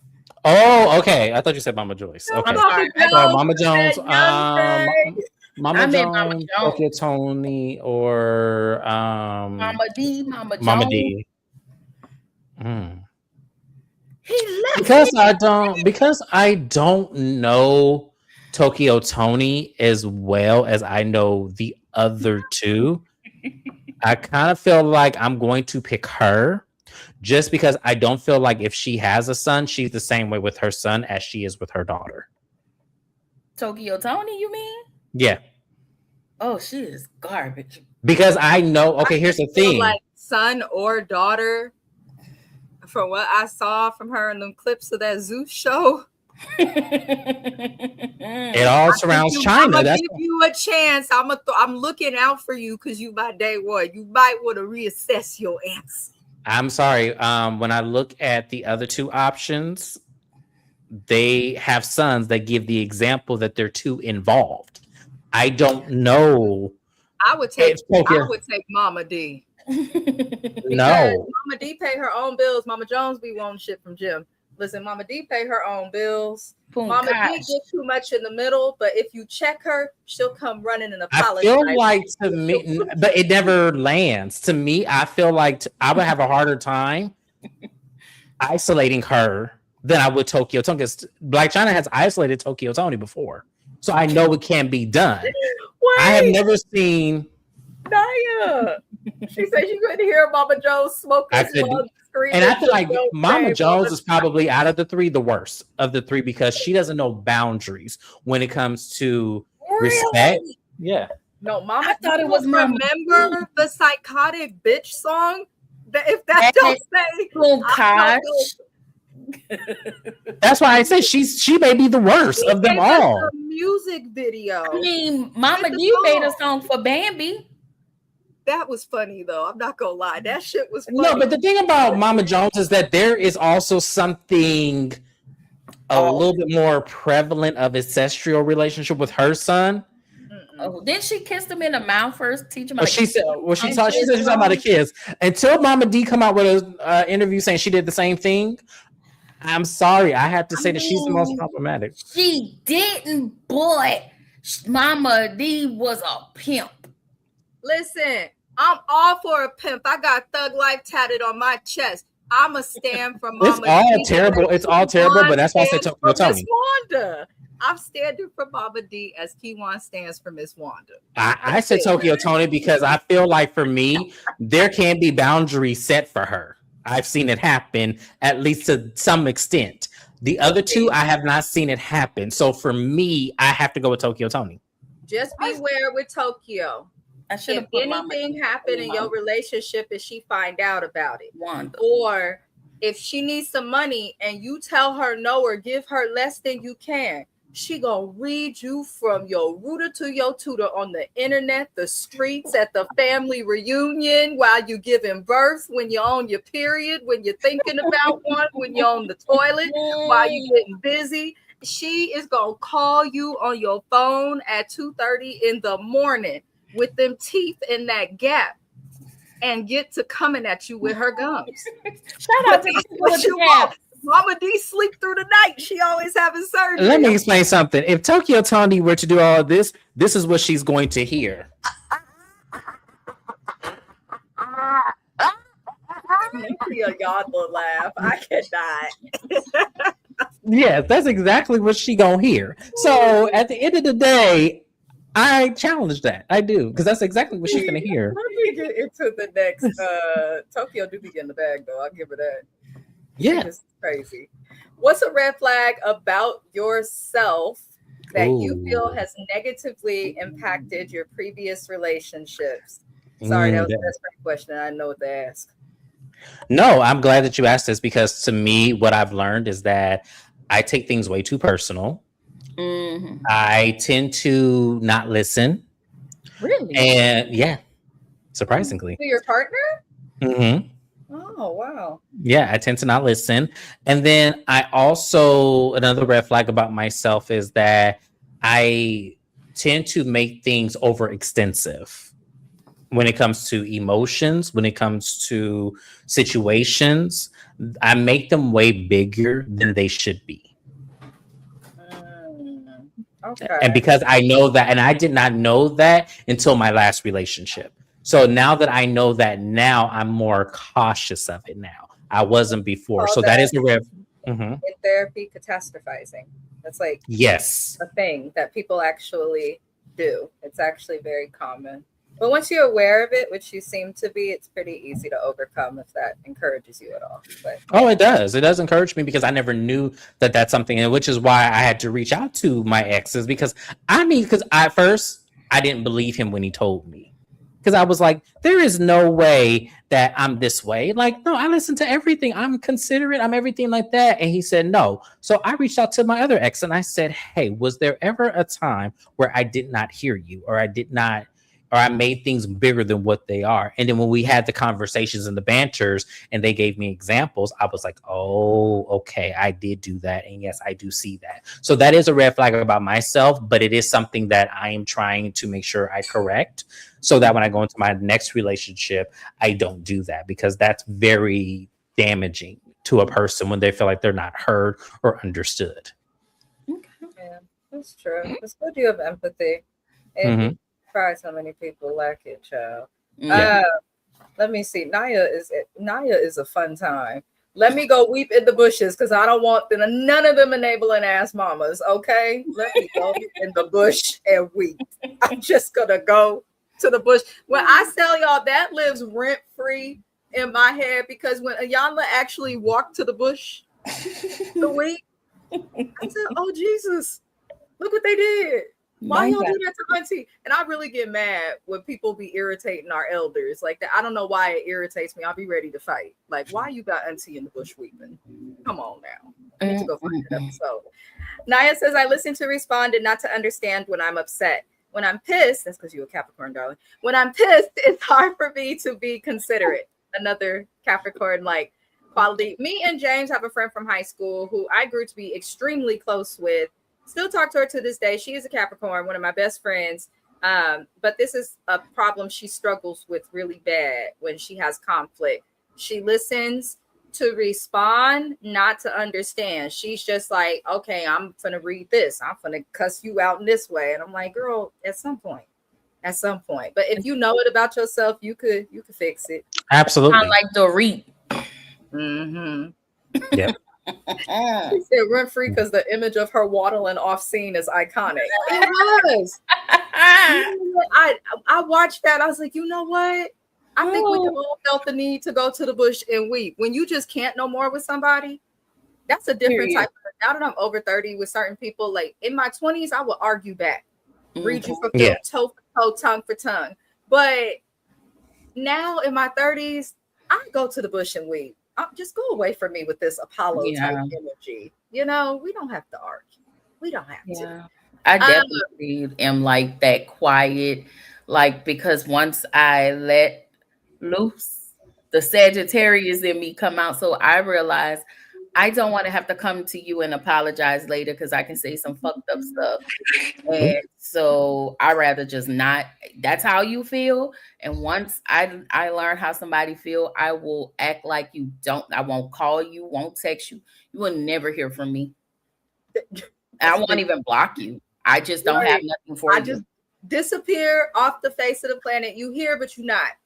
Yeah. Here today, gone tomorrow. It really is that simple. It really is. The older I get, the more I'm like, it's not that my patience is running out, but I just know what I want to deal with and what I don't want to deal with. Yeah. If that makes sense. Mm-hmm. Naya said, I'm doing the work. It's hard as fuck. I really think I'm right in the moment. Everybody does, Naya. You're not alone in this. Everybody does. Yeah. But the problem is it's about compartmentalizing your catastrophe and understanding that, is it really worth the argument when you Naya really needs love to give somebody? her a YouTube channel and do comedy because I'd be cracking Yes. up. I cannot. Yeah. Let me see. Are there any more questions? Oh, there are. How important is social media presence when choosing a partner? And in general, because I'm not gonna lie, this question Chat GPT made for me. In general, like, Oh, hold on. You just moved to the next question. Go back. oh shit, a lot of people seem to put a lot onto social media in today's time. Now, myself, you and Kiwan, especially myself, I'm probably like the last generation that knows what life was like before a cell phone. I remember beepers. I remember two ways. Mhm. I was born in 92. I'm probably the last generation to remember that. Nowadays, even though we're kind of past that, people still put so much on social media. That's why I kind of wanted a social media question. I feel like people invest so much into social media and allow it to interrupt and sometimes define their relationship. Yes. Even people in older age. So, like, how are you, I guess, with social media? Like, how important is it to you? I know you're not the biggest social media person, but like, let's say you had a spouse that was huge in the social media and they did not want to follow you. Gio never followed me on social media. Was he big into it? Yes. Gio never followed me on social media. He didn't want to be a social media couple. He didn't want to do that. John never had social media. Neither did RK. So none of them had social media for us to parade ourselves as a couple because yes, I would share it if they were comfortable, but they never were. They didn't want to be on social media. And I was fine with that. Like, cause to me, as you said, I'm not on social media a lot. So I don't really think in terms of that. Now, would get from me from social media? You would get my wedding, of course. You would get, something that shows the next step in my life, but you ain't finna get all my business. Now, what's funny is that I did want to do a YouTube channel with my next partner. He was heavily against it. And so it was like, what do you do in those situations? Like, exactly. So I just say, you know what? However they're comfortable with, I will adapt. If they want to be on social media exclusive, I will do it. If they don't, I will respect them. Do you think at some point though, so I'm very active on social media, as both of y'all know. I'm extremely active on social media, but I post stuff, but I don't really post my business too deep. As y'all see, you go get a trip, a funny meme, a video of me screaming in my cat's face, and God knows whatever else, but nothing too deep. My husband for many years did not have social media at all. He did not have it, so it wasn't really an issue. And then when he got it, because he does do music, I thought it would be an issue, but it was not an issue. Do you feel like if your partner, like to a certain extent, because I don't understand how someone could be so present in social media and share so much, but not want to share the fact that they're in a relationship, if it's as serious as your last one was. Like, if you're engaged and fixing to be married, and it's like, I can at least have you as a friend. We don't got to put on there like Facebook, married to this person, but you better have on there that you in a relationship. Right. He did do that. Now that he did do. That he did do, but no, it was never. And I don't know if it was just because maybe he wanted me to do the friend request first. It could have been something as petty as that. But yeah, we were never social media friends. Because I always find that to be, for me, like when I talk to my friends, I always tell them, like, that's a red flag if you found someone dating on social media, which dating apps and sites count as, and then they tell you that they don't want to have you on their social media. If the person told you that, you know. But I feel like I'm a red flag because I ain't posted nobody. Don't post nobody till it's serious. Because I do see some of the motherfuckers on social media who every 4 months, me and James know one, they got a new man. And they swear they're somebody like that. They go be together with this person forever. And I tell you, a fiscal quarter goes by and this is a new nigga. Come on, cycle. For me, this is how I know somebody's, because they used to do this to me. Like they would comment under all my pictures, or if we were in a relationship, we commenting on all my pictures. You're tagging me in things. Like now I have the ability that I don't have to accept your tag. Right. You don't have to comment on all my stuff, and you don't have to text me and be like, hey, no, because my page is my page. It's been like this before I met you, and you know it's gonna be like this. But y'all already know I want to live this rich auntie life. I'm never trying to get married. So she said I want to live the rich auntie life. I heard that. Naya says social media is tricky. I think social media is tricky because each person cares about it differently. Like, even though I'm an active person on social media, if my spouse doesn't have it, I don't care. If my spouse does not respond to everything I send, I'm not going to throw a fit and flip out. Like, it's not that deep to me. I don't pay attention to, like, what is that? The who's viewing what? Yeah. I just share it. Yeah. But then there's some people who, like, every little thing that happens, it matters. But I'm glad you're not like that, James. But isn't that rooted in some type of insecurity? Usually, I always think the people who put a filter on every photo, I'd be like, what you really look like? There's got to be some type of insecurity. And I think the more social media becomes in 2020, more popular, people they can open their phones and compare themselves to all these things that could be filtered, fake AI. So it messes with you. So I didn't learn about that until 2020. On a regular day. Right. So there was a guy I had met. I dated him for a little bit. In 2020. And he filtered old pictures of himself. It wasn't current pictures. It was old pictures of himself. So when I go... I'm sorry, he went back and filtered the old one? Yes. That's a lot of time. He said, forget what I looked like before. So when he's on the Facebook dating app and putting those pictures, I'm thinking, oh, he's cute. I'm, attracted to him. Yes. Go to the restaurant and meet him. I walked right past him because I did not recognize him. Yeah, walked right past him. And so I didn't think he was there. So when he walks up to me, I'm like, hi. And still not recognizing that it's him. And he goes, I'm Kevin. And I'm like, oh, hey. Yeah. Fully misrepresented himself. So you got catfished. Yep. Yeah. Well, so he ended up walking in face like this. It was him. Like when you really look at the pictures, because when he added me as a friend on Facebook, I actually saw the old pictures. I'm like, okay, he does look like that, but it's like, but no, it was like because he had gained weight, and I guess he didn't really want, yeah, Angel of Real Housewives of Potomac. Oh, he was, he definitely gave Angel Massey. I would have fought that man and gave him a new face. You're not gonna waste. He ended up being really sweet. Like at the end of the day, he ended up being very nice. Like I don't give a damn if he had the Nobel Peace Prize 4 times. You let yourself like what you look like. You know what's funny? I met my husband online, and when I met him, he was so nervous about both of us. He's like, just letting you know I'm this, just letting you know I'm that. And then he spoke for the longest. You really look like the picture. You really look like the picture. Like, if y'all don't just present yourselves for what you are, because if they end up liking you and you marry them, there's going to be times that they see you in ways that you never thought any person should see you. Just present yourself as you are. That's crazy. That's right, Naya. Don't they know we could see them? He's not the old. I guess. I mean, yeah. You need to leave the Phoenix metropolitan area. I keep telling you, dating in Phoenix is such a bad thing. It just is. You done told us the women are dumb and the men are homophobic. And if they're not homophobic, they catfishing. You got to go. Well, most people are actually migrating to Phoenix.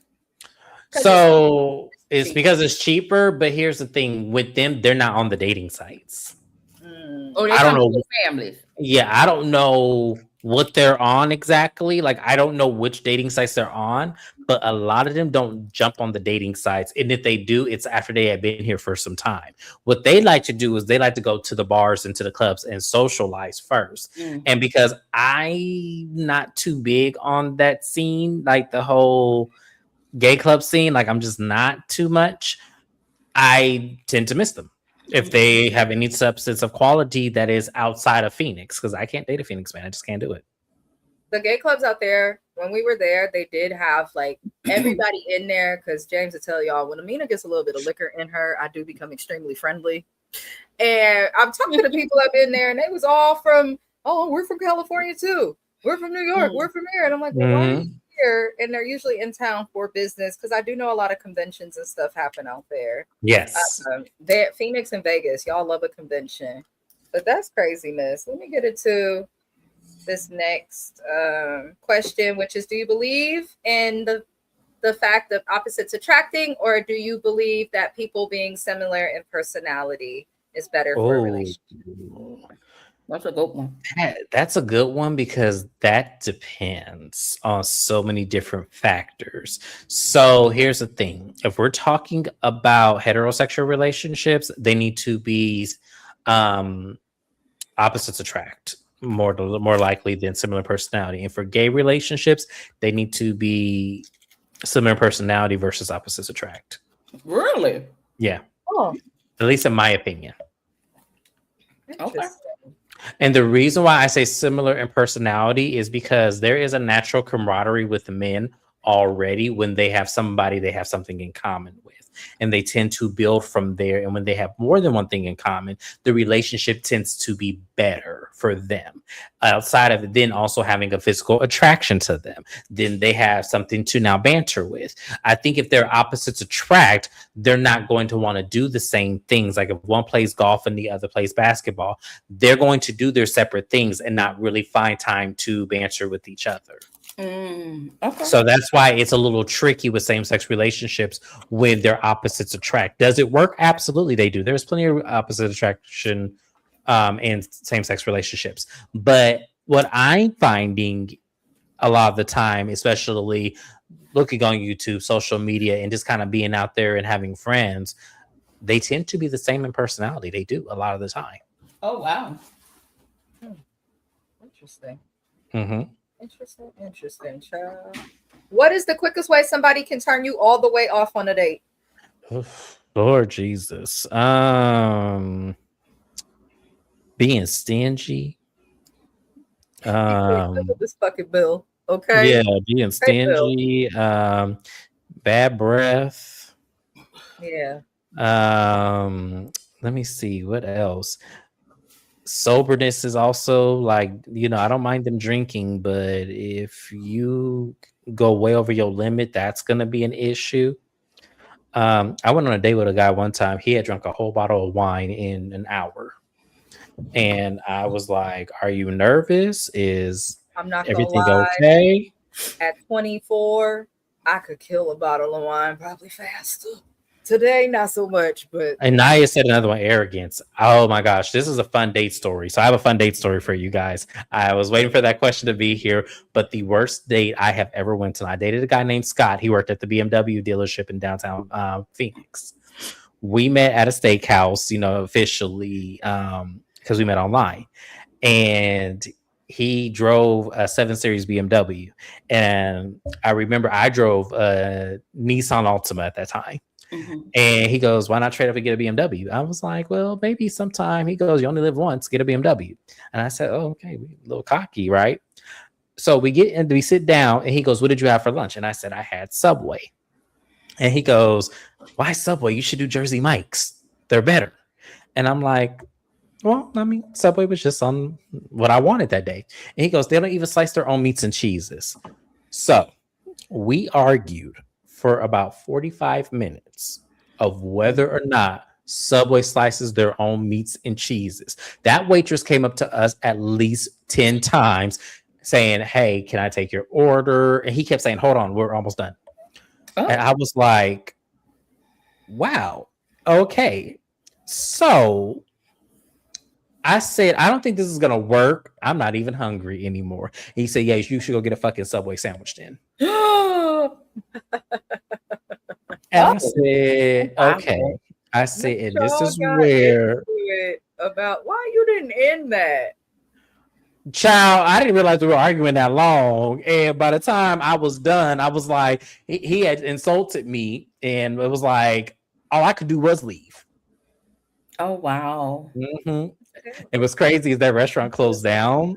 So I was like, oh, I never have to go back there again because I've never been back since. Because I was so embarrassed that me and this man was sitting here arguing over whether or not Subway slices are on meats and cheeses.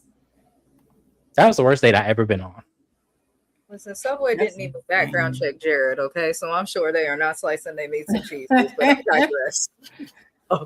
Okay, because a $5 foot-long song guy sitting in prison. Child. PDF.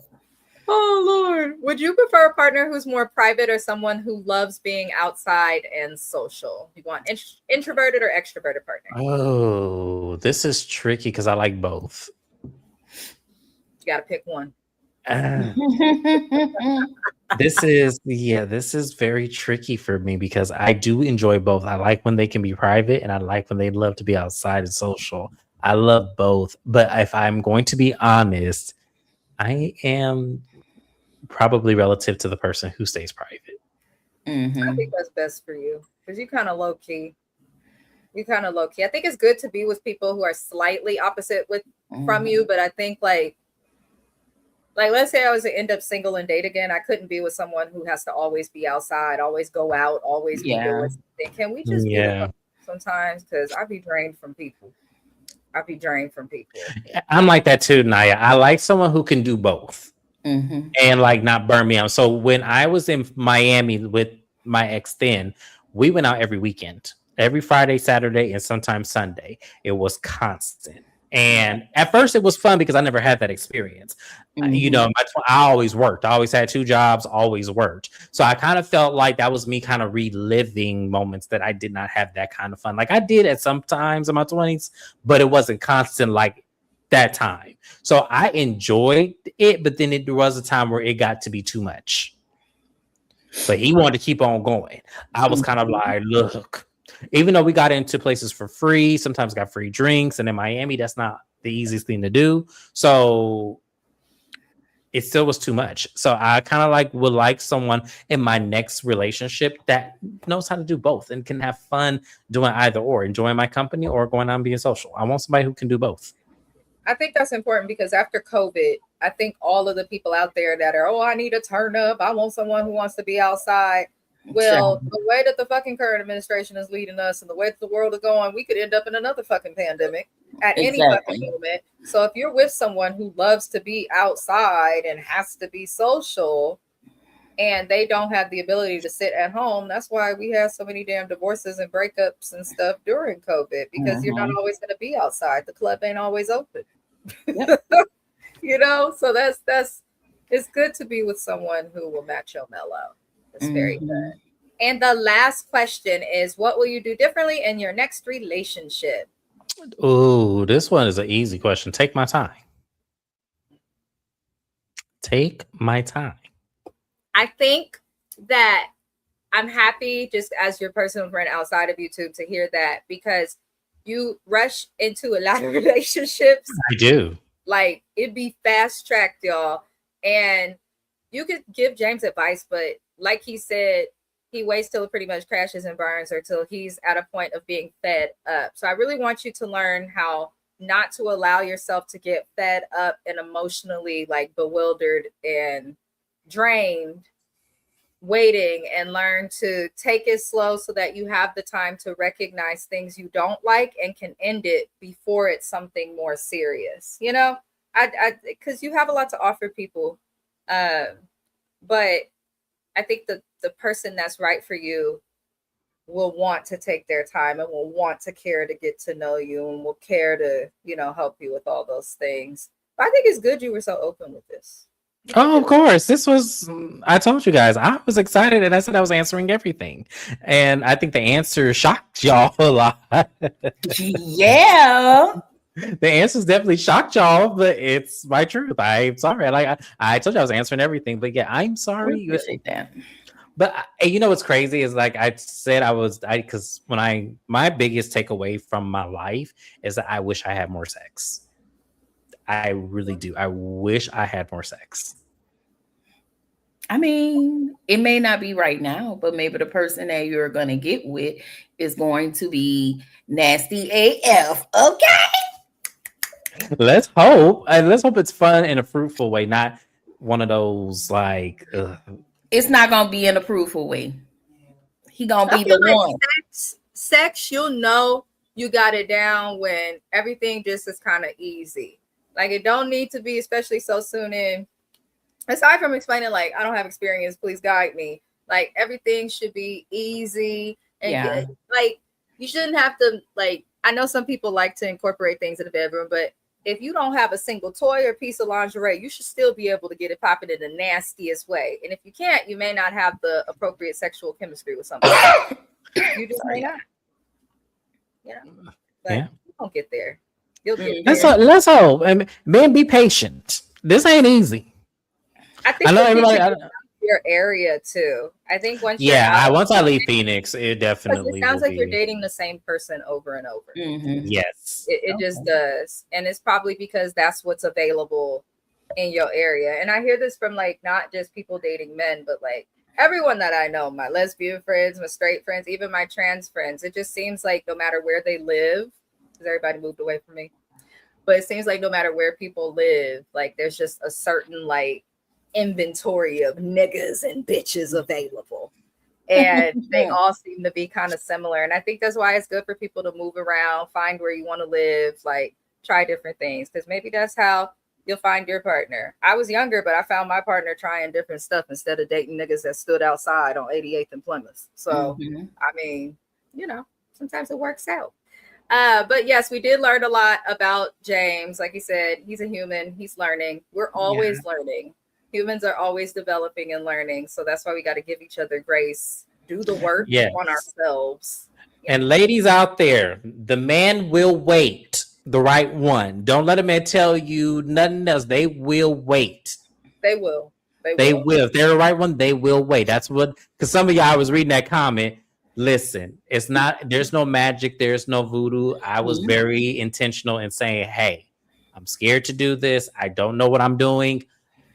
I would like to get to know all of you first. And if once we get married, can we do it then? Mm-hmm.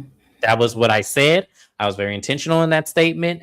And it worked the first time. The second time I knew that wasn't going to work. So, you know, it's a life, but it does work. When you find the right one, it does work that way, especially if it's something of a virtue. It doesn't necessarily have to be for religious reasons, but it can be a virtue. But I do recommend, you know, trying it though before you get married and stuff. No, I do recommend. Yeah, I think that's important. I think that's definitely important. Yeah. Y'all, any final words? Anything y'all want to discuss before? Do y'all want to do a part 2? No, I'm just kidding. Next time we questioning Kiwan. No. Y'all gonna be like, "Ooh, Lord, that girl was nasty." I had it easy. I got asked questions next to my husband. So I had it easy. You really did have harder questions. I didn't get to answer nothing. My questions were just her questions weren't hard to me. Love. Who said I love you first? Like little like coupley questions and shit. Yeah, it was fun. Those questions were easy. I loved it. Thank you. Those questions were so easy. I thought y'all were gonna ask me some like real deep stuff. Like some of the questions were deep. They were just something I've been through, so it was easy for me to answer. Okay. Yeah. We didn't know. Well, you know, we didn't know. So I was just writing and thinking. I was like, She said menage a trois. Yeah, that song, yeah. Y'all be at work. I'll be like, I love it. I need to go to your job and work. Shoot, y'all be having all kind of freedom. I mean, we do sometimes, but lately it's been on BS, and I'm just. My supervisor recently subscribed and found me somehow on social media. So I'm a hard worker. I stay focused during the day. I don't be on YouTube during class hours and work hours. And I'm very grateful for my No mom. wonder she said 5:30. Now it makes sense. Now it be making sense now because it did make sense before. I was all she just got I all don't like these. to do lives at that time. I like to get it out the way because I Yeah. do social work. So I schedule my day to where I see my clients, get everything out the way. I will start working at 6:30 a.m. because I can. Yeah. Just everything coordinated and be done. And then I'll be like, I'll do YouTube from like 2 to 4. And then from 4 to 8, I do homework, 8 to 9, cook. So I be having to figure it out. Yeah. But I'm doing the best I get you. can with what I got. Y'all, but that is it for this live. Thug life to everybody. Thank you for the love, Naya. You stayed with us basically from the beginning to the end. You've been with us for 2 hours. Hello to your husband as well. You guys, I'm not sure when we'll be back with a live on this channel, but we will definitely try to get more content out with this channel. It is a new channel. Please subscribe if you're watching us. We will be doing more. Also, please see the links in the description of this video. Subscribe to Kiwan.JTV, Shayna_MCD TV, as well as Watch Your Mouth Reviews and Mrs. Best Reviews. It is all of our independent channels where we discuss the ratchet hoes on TV. The ratchet hoes on TV. Yes. Maya says, shout out from the East Coast, 12:18 a.m. over here, but I love y'all, so I'm here. Bedtime is soon, though. Girl, it's 9:20 where I'm ready to go to bed. It's 10 o'clock here, and yes, I'm finna watch me a movie and go right to sleep. Yeah. Yes. But I appreciate you guys for tapping in. We will be live on Kiwan J's channel tomorrow. Yes, we will be. Yes. Yes, we will be live on her channel with her cousin. How do you say the name? Is it Sue Young? Her name is Courtney. We call her Coco. Courtney. Her name is Courtney. Okay, well, Courtney. We will be with Kiwan's cousin Courtney on her live on her channel. So please see the link in the description. It said 10 a.m. my time, so I'm gonna assume 10 a.m. Yes. Yes. Because you're doing it at 12. So yeah. Yes. So is that too early for y'all? No, not at all. I'm up naturally every day. She up at 4 a.m. my time. I'd be like, girl, if you don't go to sleep, and she'll text me, talk about some James. We need to do this. When do you think I do my college reading? And then I get bored with school, read it on my phone, and I'd be like, oh my God. Let me tell James this. Yes, and then because she is on Ring, I don't have her on vibrate on her personal contact. Her phone wakes me, her text message wakes me up, and then she goes, "Oh, I didn't think you were gonna respond." So oh my God. I can't say anything because me and Courtney talk like at 6 a.m. every day because she works overnight or in the morning she has to get the kids up. So, and I'm usually at work by 6 o'clock. Well, Amina, I'm turning my phone off when I go to bed. So if you text me, I will pick it up when I wake up in the morning. No. My husband, we've had a very busy day today. I probably will not be up that early, but I fuck with y'all the long way. I appreciate everybody for being here. Thank you for supporting our new channel. To all the people who are here, we will put updates for when we'll be back. In the meantime, we'll see you tomorrow on Kiwan J's channel. And I bid you farewell. Good night. Good night. My word. Oh yeah. Just like 1, 2, 3rd. Everything I say, I learn. Oh yeah. If that's for sure, that's my word.